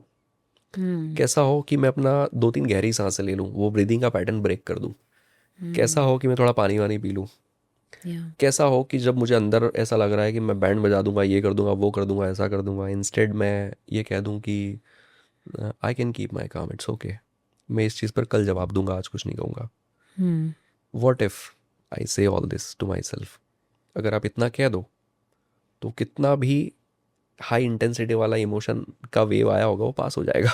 Very true. है ना. Very true. और हम ये तो कह ही नहीं रहे कि उस गुस्से को दबा लो या उस गुस्से को रिलीज़ मत करो. मैं कह रहा हूँ कि उस गुस्से को तब मत रिलीज़ करो जब आपको पता है कि वो आपके कंट्रोल में नहीं है. नहीं है. ठीक है. आपको पता रहे कि इस चीज़ पर मैं बात करूँगा घर जाके या कल या परसों, और चिल्लाइए, डांटिए, जो कहना है कहिए, सही समय पर कहिए, जब आपकी बात सुनी भी जा रही हो. Very true. पर अभी मत कहिए, क्योंकि अभी आपका भरोसा नहीं, आप उठा के कोई चीज़ फेंक ना दें, आप उस पर हाथ ना उठा दें, आप कोई गाली ना दे दें, क्योंकि अभी आपका आपा आप खो चुके हो. खुद में ही नहीं हो. हाँ. तो self awareness first and self regulation second. Right. जैसे आपने कहा कि दूसरा व्यक्ति क्या कैसे बिहेव करे, तो दूसरा व्यक्ति सिर्फ ज़्यादा से ज़्यादा ये कर सकता है कि वो इस बात को समझे कि भाई मेरी वाइफ है, सपोज़ वो बार बार फ़ोन कर रही है और मैं समझ गया कि यार उसको एंग्जाइटी का प्रॉब्लम है, और उसे ये भी पता है कि मेरा फ़ोन ना उठाना उसको ज़्यादा एंग्शियस करता है. तो he has to make sure कि वो या तो कोई मैसेज ड्रॉप कर दे या वो उठा कर कह दे कि मुझे 5 मिनट चाहिए कॉल करने के लिए, जब जब भी पॉसिबल हो सके. राइट. उसने उस इंसान के उन फियर्स को और उन इनसिक्योरिटीज़ को कम करने की कोशिश करनी चाहिए. राइट. कि मैं जहाँ जहाँ उठाकर बोल सकूँ, ताकि उस समय तो वो रिलैक्स हो जाए कि मैं सही जगह बोल. तो विद टाइम शायद ये पैटर्न्स ब्रेक हो जाएंगे. राइट. पर क्या होता है कि जब ऐसा होता है ना, तो सामने वाला भी बागी हो जाता है. उसे ऐसा लगता है नहीं उठाना मुझे, करते रहो तुम, क्यों उठाएं, क्यों कहें तुमको, जब हम पे ट्रस्ट ही नहीं है, करेक्ट. हम क्यों इतना सोचें. तो वो अदर वे अराउंड हो जाता है कि वो कंस्ट्रक्टिव की जगह डिस्ट्रक्टिव अप्रोच आ गई, जहाँ पर हम एक व्यक्ति को मरीज की तरह नहीं देख रहे हैं कि यार ये तो मरीज है, मुझे थोड़ा डिफरेंटली बिहेव करना है ताकि ये ठीक हो जाए. हम ऐसे नहीं देखते. हमको ऐसा लगता है कि तुम ऐसा कर ही क्यों रहे हो. ब्रदर हम विक्टिम बन जाते हैं. हाँ, हमें हमारे लगता है साथ हमारे गलत हो साथ रहा ऐसे है. हो रहा है. हाँ. तो दोनों अपनी अपनी जगह गलत हैं. दोनों के पास अपनी अपनी स्टोरीज हैं सुनाने के लिए. Very true. तो दोनों जीत सकते हैं, बट रिलेशनशिप कैसे जीतेगा, वो तो हार ही जाएगा. Very true. इवन ये तो सिर्फ हम रिलेशनशिप की बात करें जहाँ पे दो लोग हैं. जब आप बात कर रहे थे तभी और एक चीज़ दिमाग में आ रही थी कि खुद के साथ का रिलेशन, राइट, वो भी तो इमोशनली उतना ही स्ट्रांग होना चाहिए. बिकॉज जो हम सेल्फ टॉक करते हैं, सेल्फ लव है, वो जो भी चीज़ें हैं खुद के लिए की, वही डिफाइन करेगी. आपने टेररिस्ट वाला बताया, राइट. तो जितने भी क्राइम हो रहे हैं, ड्रग्स इतने जा रहे हैं, सो डू यू थिंक कि वो चीज़ों में भी इमोशनल इंटेलिजेंस उतना ही इम्पोर्टेंट है? बहुत ज़्यादा है.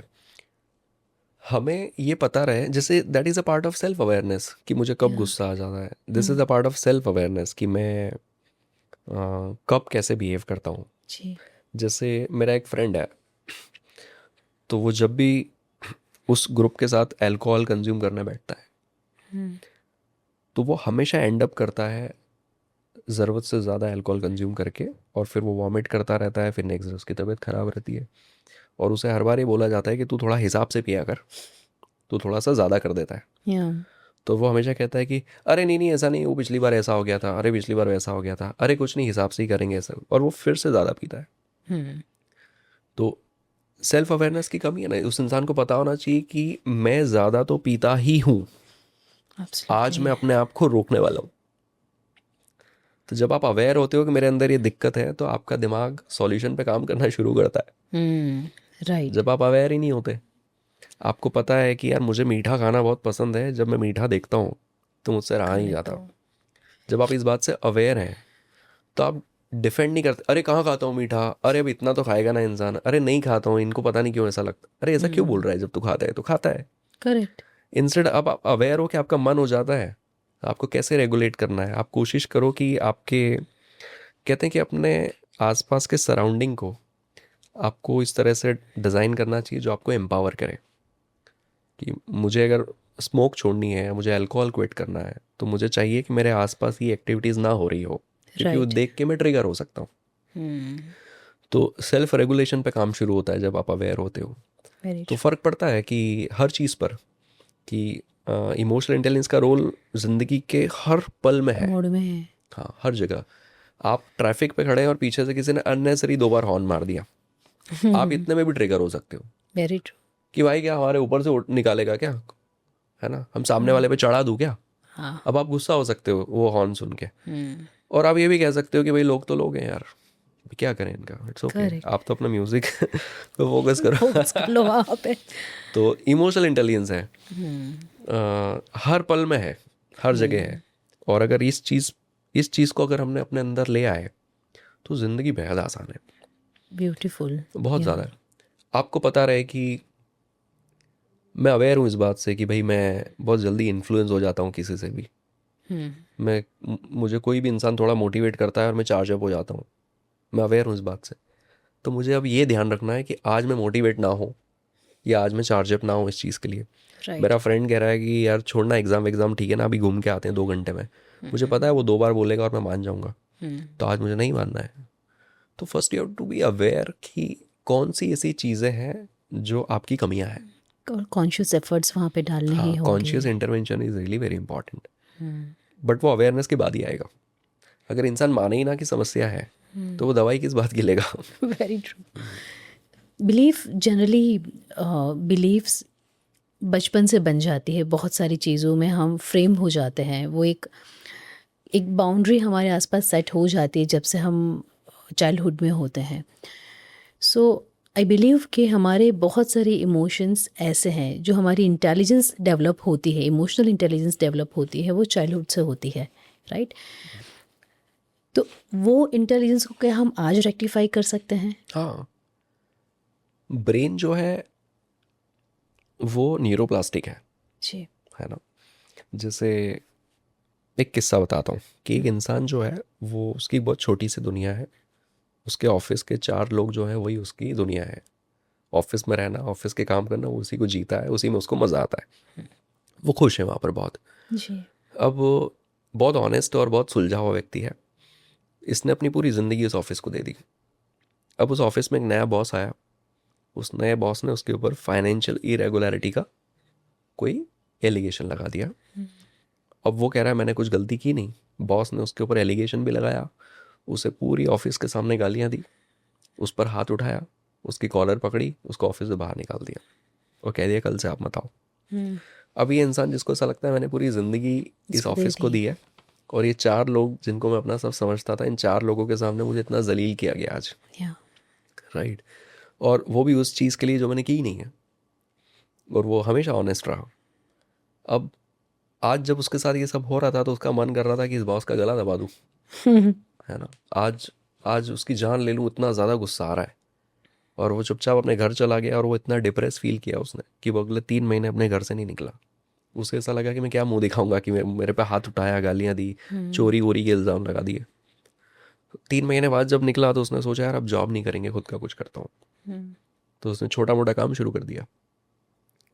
अब वहाँ से लगा कि अगले 5 साल में वो जो काम उसने शुरू किया, वहाँ एक एम्प्लॉय हायर किया, 2 किए, 10 किए, रेवेन्यू को 10 लाख पे ले गया, 1 CR पे ले गया, 50 CR पे ले गया, 100 करोड़ का कंपनी बना दिया 5 साल में। अब जब वो आज अपनी ज़िंदगी के एक बहुत बड़े फोरम पे खड़ा है, 5,000 लोगों के बीच खड़ा है और स्पीच दे रहा है, तो सबसे ज़्यादा ग्रैटिट्यूड उसके मन में किसके लिए है? आप बताइए किसके लिए? उस बॉस के लिए, उसके लिए कि अगर वो मुझे नहीं निकालता तो मैं आज यहाँ नहीं पहुँचता, एब्सोल्युटली। है ना? मैं शायद वही नौकरी कर रहा होता।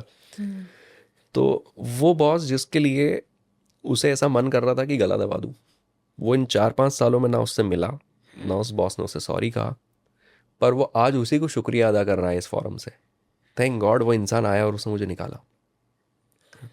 ये बदलाव कैसे हुआ? यानी कि अनुभव तो सेम है, उसको अंडू तो नहीं किया जा सकता।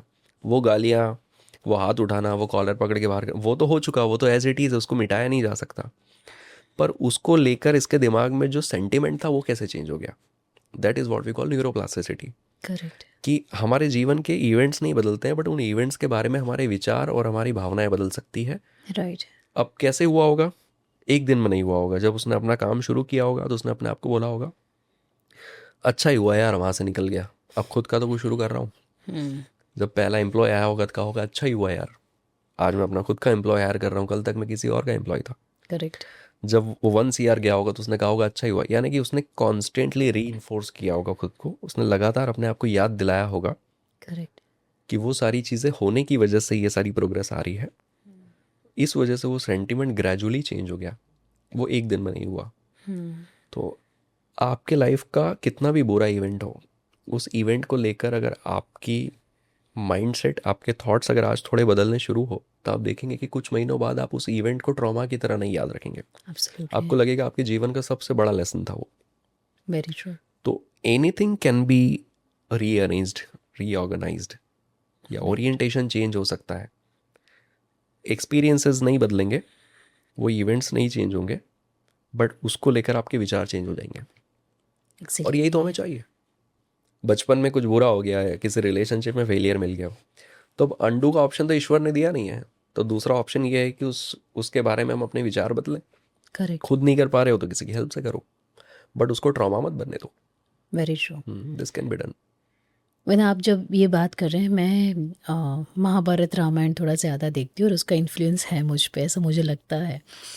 सो मुझे एक इंसिडेंट याद आ रहा है जहाँ पे एक सीन था, और वहाँ पे ऐसा था कि द्रौपदी ने 5 पांडवों से शादी करी, एंड फिर वो लोग इंद्रप्रस्थ में रह रहे हैं, एंड सडनली अर्जुन को कोई रीज़न के हिसाब से एक जंगल में जाना पड़ा, और उनको एक कुछ ईयर्स जंगल में रहने पड़े। एंड ऑफ दोज ईयर्स वो द्वारिका गए और वहाँ पे उनकी शादी सुभद्रा से हुई।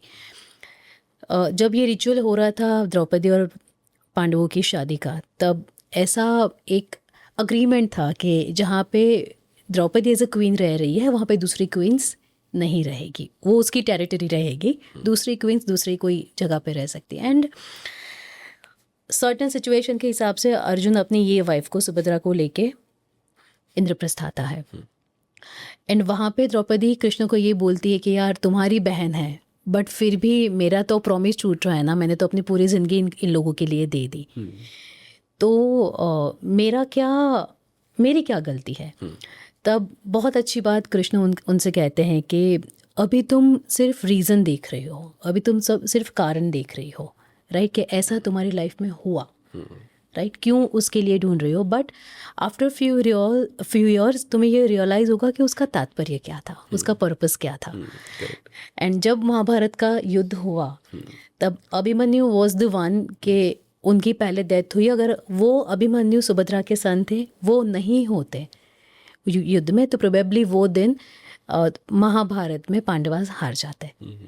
सो वो कॉन्टेक्स्ट में तब उन्होंने उनको वो इंसिडेंट याद करवाया कि नाउ यू नो कि वो रीज़न नहीं था, वो पर्पस था। सो मुझे ऐसे ही याद आया था, जस्ट शेयर विथ यू। ये होता है कि कई बार ये डॉट्स कनेक्ट होते हैं, पर हम में इतना पेशेंस नहीं होता कि हम रुकें कि। और मैं तो कहता हूँ कि आपको ये कहा किसने कि यार ज़िंदगी में सब अच्छा ही होगा? एब्सोल्युटली। ज़िंदगी अच्छी है तो इसका मतलब ये थोड़ी ना कि सब अच्छा ही सब होगा। अच्छा होगा। मतलब ऐसे तो हवा भी अच्छी है, पर कभी थोड़ी तेज़ चलती है ना, कि करेक्ट। धूल भी ज़्यादा उड़ रही है, पेड़ भी उड़ रहे हैं, कुछ पेड़ उखड़ भी गए, है ना। ऐसे तो बारिश भी अच्छी है, पर कभी इतनी तेज़ गिर जाती है कि करेक्ट। कहीं बाढ़ आ जाती है। ऐसे तो पानी भी अच्छा है, पर कई बार किसी को बह के चला जाता है, लेके राइट। चला जाता है। तो हर चीज़ अच्छी है, पर आपको ये किसने कहा कि वो हर टाइम अच्छी है? है ना। एब्सोल्युटली, या तो ब्यूटीफुल। ज़िंदगी अच्छी है, पर वो हर समय थोड़ी ना अच्छी है। तो राइट। उसमें उतार चढ़ाव आते रहेंगे। तो पहले तो ये देखना कि मेरे साथ ऐसा क्यों हुआ। That's a wrong question. या मेरे साथ ऐसा क्यों हुआ, मेरे साथ ये नहीं होना चाहिए था, मैं ये डिज़र्व नहीं करता हूँ। अरे भाई, ऐसा कुछ नहीं होता है। आप क्या, आपसे 10 गुना ज़्यादा महान इंसान के साथ भी बुरा हो सकता है। It's fine. एब्सोल्युटली। या अब पॉइंट ये है कि ये जो बुरा हुआ है, इसकी इससे आप क्या लेके जाने वाले हो, इसकी एसेंस क्या रहेगी। अगर वो गलत ले ली तो फिर ज़िंदगी ने कम बुरा किया, आपने अपने आप के साथ ज़्यादा बुरा किया।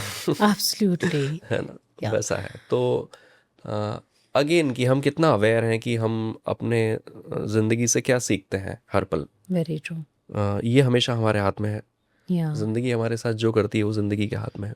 वेरी तो ट्रू। हम हमारी जवाबदारी ठीक से निभा लें, ज़िंदगी को बाद में ब्लेम करेंगे। बाद में देखेंगे। वैसा।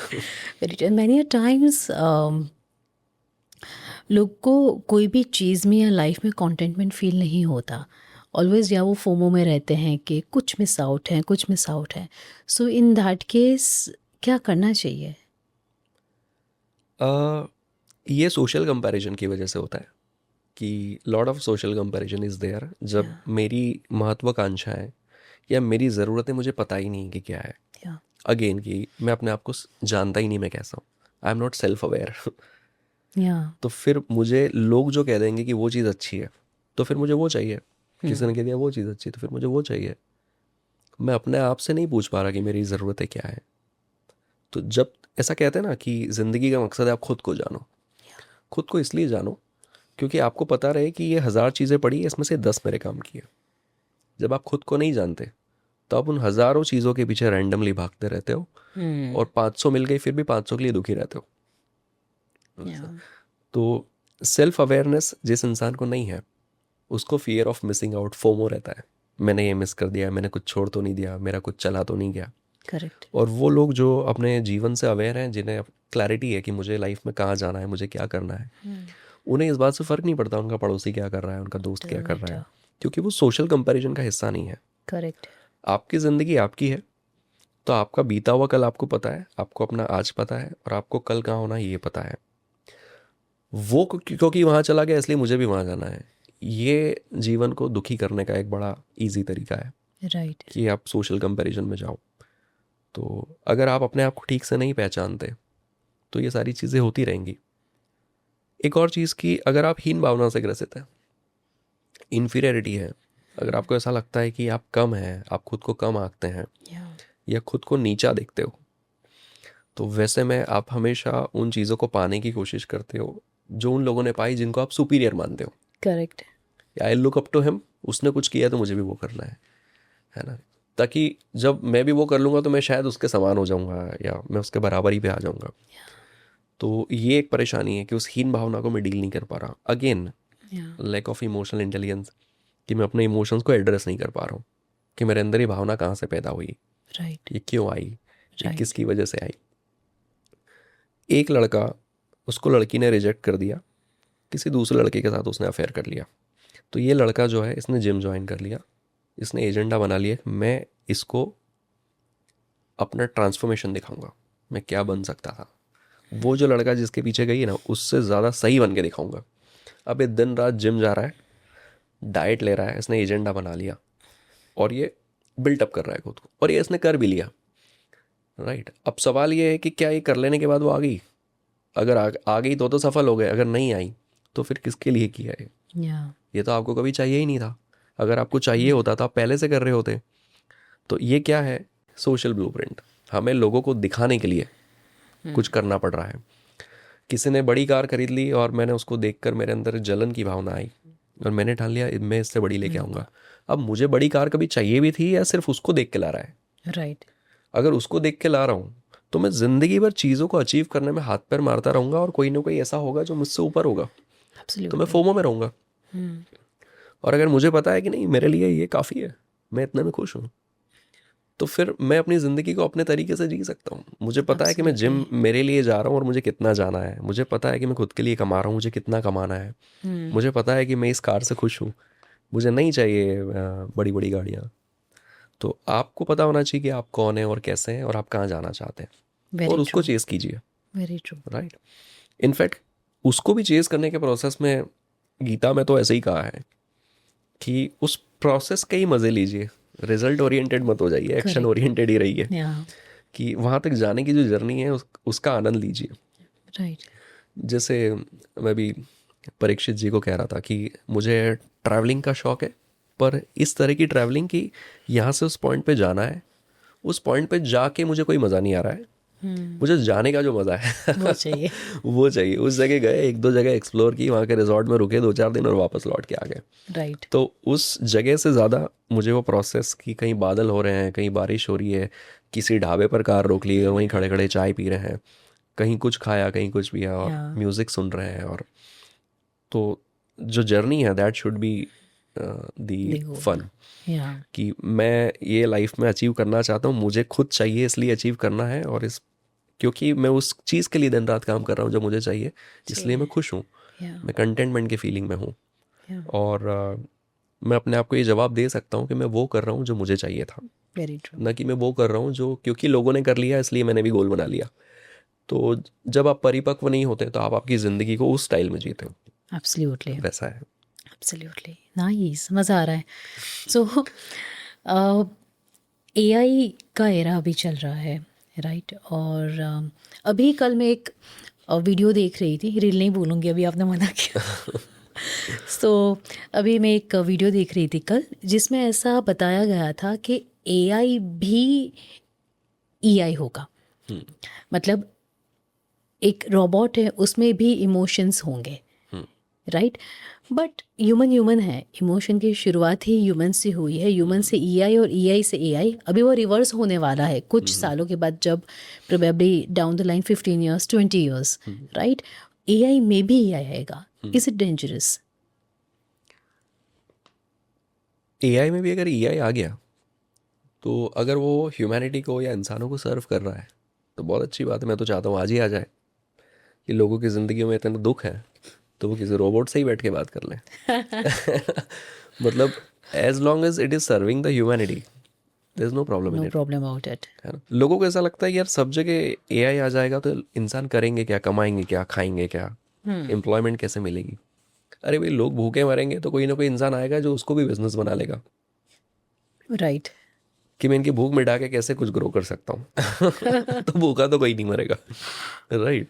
हर जगह पर जहाँ देखा कि यार व्यक्ति परेशान हो रहा है तो उसकी राहत के लिए या उसको बचाने के लिए कोई ना कोई एक बिजनेस आइडिया किसी के दिमाग में जन्म ले लेगा या कि मैं इन लोगों को बचा के क्या कर सकता हूँ, क्या कमा सकता हूँ। तो समाधान तो होंगे हर चीज़ के। अगर इमोशनल इंटेलिजेंस भी आर्टिफिशियल इंटेलिजेंस में आ जाए, मान लीजिए आज चैट जीपीटी से मैं बात कर रहा हूँ और चैट जीपीटी इतना इवॉल्व हो जाए कि उससे बात कर लेना से ही मेरे जीवन के प्रॉब्लम सॉल्व हो सकते हैं, तो जितना जल्दी उतना अच्छा है, क्या परेशानी है। हम लोगों से नहीं बात कर रहे तो चलो फ़ोन में ही कर लो, किसी गैजेट से ही कर लो, क्या दिक्कत है। इससे बस एक चीज़ हो जाएगी कि सोशल आइसोलेशन बढ़ जाएगा, करेक्ट. लोग आपस में कनेक्ट नहीं करेंगे। वो लोग जो थोड़े से माइंडफुल हैं, जो जीवन के कोर को समझते हैं, वो लोग ख़त्म नहीं होंगे इस प्लेनेट पे, वो अपनी कम्युनिटी बनाएंगे। They will have their own people. हो सकता है उनका बच्चा उनके साथ नहीं बैठ रहा है, but they will have their community जहाँ लोग आएंगे और बात करेंगे। It's fine. मतलब ये चीज़ें डरावनी नहीं है तब तक जब तक इससे इंसानियत को ऐसा कोई खतरा नहीं है।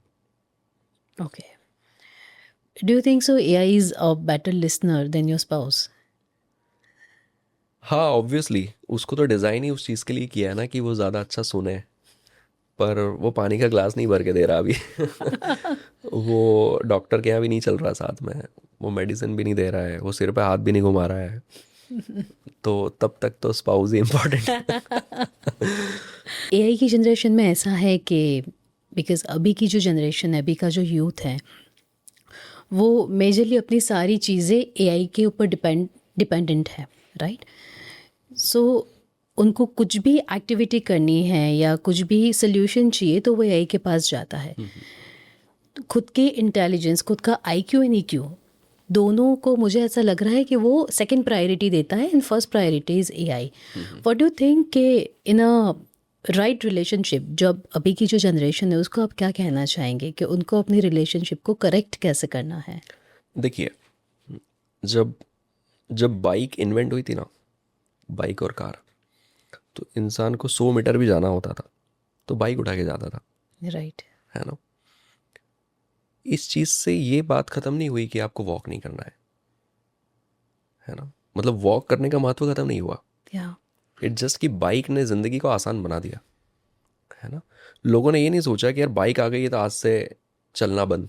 और जिन्होंने ऐसा सोचा होगा कि चलना बंद, तो फिर वो ट्रेडमिल पे चल रहे हैं, वो जिम में जाके चल रहे हैं, वो राइट। शाम को स्पेशली टाइम निकाल के चल रहे हैं, है ना, वो गिन रहे हैं अपने स्टेप्स। या तो उस चीज़ का महत्व ख़त्म नहीं हुआ। तो ये जनरेशन अगर AI का यूज़ कर रही किसी भी चीज़ के लिए, तो ये तो बहुत अच्छी बात है। चलो कुछ तो है, आपका सोर्स ऑफ विजडम है। पहले लोग किताबों से सीखते थे, उसके पहले लोग प्रवचनों से सीखते थे, राइट। अब लोग AI से सीख रहे हैं। तो मतलब source of wisdom is good. पर आप ये मत भूल जाना कि इसके बाद भी लोगों के साथ बैठना होता है, चाय पीनी होती है, बातें करनी होती है, गॉसिप करनी होती है, मस्ती करनी होती है, या स्पोर्ट्स खेलना होता है। तो अगर कोई इंसान दिन भर बाइक से चल रहा है तो तब तक बाइक नुकसानदायक नहीं है जब तक वो भूल नहीं रहा है कि मेरा पैदल चलना भी ज़रूरी है। राइट। अगर वो शाम को जाके आधा घंटा वॉक कर ले रहा है तो सॉर्टेड है। आप AI की हेल्प ले रहे हो, बट आप ये भी जानते हो कि मेरे लिए मेरा सोशल सर्कल, मेरी कम्युनिटी, मेरा सोशल कैपिटल भी इम्पोर्टेंट है। इम्पॉर्टेंट है, तो इट्स ओके। हम्म। आपने इस तरह के फूड आइटम्स आ गए बाहर जो आपके शरीर को बर्बाद कर सकते हैं, पर खाने में मज़ा आ रहा है, तो वो आ जाने से हेल्दी फूड का महत्व ख़त्म नहीं हुआ। जो एब्सोल्युटली। अवेयर है वो जानता है कि यार पिज़्ज़ा बर्गर भी खाऊंगा, बट मुझे न्यूट्रिशन वाला फूड भी खाना है। राइट। तो AI तब तक कोई समस्या ही नहीं है जब तक लोग अवेयर हैं कि भाई इट्स अ टूल, ये ज़िंदगी को आसान बनाने के लिए है। इसके होने से लोगों का महत्व ख़त्म नहीं होता, अच्छे खाने का महत्व ख़त्म नहीं होता, फिजिकल हेल्थ, चलने फिरने का महत्व ख़त्म नहीं होता। एब्सोल्युटली। तो ज़िंदगी क्या है, हर चीज़ से मिल के बनी है ना। किसी के आने से किसी को रिप्लेस नहीं करना है, सबकी अपनी जगह अपनी है। जगह है। सबको अपनी जगह दे के रखो, इतना माइंडफुल रहो कि मुझे कब किसको कितनी जगह देनी है, तो सॉर्टेड है। वेरी हम नाइस। असल में, मुझे ऐसा लगता है कि AI के नाम से हम लोग ज़्यादा पैनिक होने लग गए कि पता नहीं क्या होगा, पता नहीं क्या होगा। अरे कुछ नहीं होगा भाई, ये लोगों को यूज़ कर रहे हैं, अच्छा है। उनके फ़ोन में कम से कम कोई ऐसी व्यवस्था है जी। जिससे जाकर वो बात करके इंस्टेंट उन्हें कोई सॉल्यूशन मिल रहा है, तो इट्स गुड। हम्म। हमें ऐसा लगता है कि ऐसा तो नहीं होगा कि ये लोग इन्हीं से बातें करके अपने लाइफ के सारे सॉल्यूशन करने लगेंगे और फिर ये किसी के साथ उठ बैठ नहीं रहे हैं। अगर ऐसा कर रहे हैं तो वो संतुलन खो चुके हैं। फिर संतुलन नहीं खोना है, राइट। बैलेंस रखना है। Use it as a tool, it's a beautiful tool. या उससे खूब बातें करो, हर चीज़ उससे पूछ के करो, पर इससे दोस्तों का महत्व ख़त्म नहीं होता। एब्सोल्युटली। वैसा बस सिर्फ इतना ही है। एब्सोल्युटली। AI हमारी मदद करने के लिए है, वो जितना इवॉल्व हो उतना अच्छा। और जब तक वो सर्व कर रहा है तब तक कोई परेशानी नहीं। करेक्ट। लास्टली एक क्वेश्चन जो मुझे अगेन आ रहा है कि हम बात कर रहे हैं सेल्फ इवैल्यूएशन की, सेल्फ रियलाइजेशन की, सेल्फ लव की। तो ऐसे कोई 2 या 3 टूल्स या टेक्निक्स के जो हम हर रोज़ एक एक चेक पॉइंट हो के जहाँ पे हम मार्क कर पाए को ओके, आज मैंने ये इतना इवैल्यूएट करा या मंथली मैंने इतना इवैल्यूएट करा, तो जो हमारा इमोशन है वो और बेटर तरीके से हम वहाँ से ऑपरेट कर पाएंगे। सबसे पहले तो आप ये मार्क कर लो कि आपकी लाइफ में क्या चीज़ें हैं जो ज़रूरी है। जी। मैंने ये मार्क कर लिया कि मेरा रिलेशनशिप ज़रूरी है, मेरे लिए पैसा कमाना ज़रूरी है, मेरे लिए फेम ज़रूरी है, मेरे लिए मेरी हेल्थ ज़रूरी है। 4 चीज़ें मार्क कर ली। तो now you just need to ask yourself some right questions, simple. जो मैंने कहा, हर 6 महीने में या 1 साल में या पूछ लो कि इस रिलेशनशिप में मैंने पिछले 1 साल में क्या क्या गलतियाँ की। ये क्वेश्चन होना चाहिए, क्या क्या गलतियाँ की, जी। गलती की कि नहीं की नहीं, कि क्या क्या गलतियाँ की। हेल्थ में मैंने पिछले 1 साल में क्या क्या गलतियाँ की, करियर में क्या क्या गलतियाँ की, फेम जुटाने में क्या क्या गलतियाँ की, सोशल लाइफ में क्या क्या गलतियाँ की। सिर्फ अपने आप को ये 4-5 सवाल पूछ लीजिए सभी एरिया को लेके, and you will get your answers. अगर आप अनबायस्ड हैं, अगर आप ईमानदार हैं खुद के प्रति, तो आपको अपने जवाब मिल जाएंगे। और जो जवाब मिल गए उस हिसाब से आगे प्रोसीड कीजिए। राइट। बहुत आसान है कि आप अपने आप को सवाल पूछने की क्षमता रखें, इतने गट्स दिखा दें बस। या और वो काम डिसिप्लिन से होता रहे। तो कभी इस चक्कर में मत पड़ जाइए कि आप परफेक्ट हैं, आप बहुत अच्छे हैं। या आप बहुत अच्छे हैं पर आप लाजवाब हो सकते हो, ये पता रहना चाहिए। एब्सोल्यूट। वैसा उसके लिए you have to ask yourself some good questions, क्या क्या चीज़ें ठीक हो सकती थी, बस उतना, बाकी कुछ नहीं है।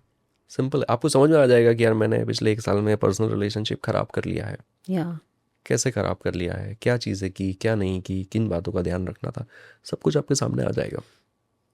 तो एक्सेप्टेंस होना चाहिए कि हाँ मैं गलत भी कर सकता हूँ, और अगर मैंने गलत किया हुआ तो I accept and I improve. सिर्फ करेक्ट। इतना, मतलब हमें ज़िंदगी, भाई 8 बिलियन लोग इस प्लेनेट पे ज़िंदगी जी रहे हैं, मतलब कोई एक रेयर चीज़ तो है नहीं कि जीवन को कैसे जिया जाए, करेक्ट।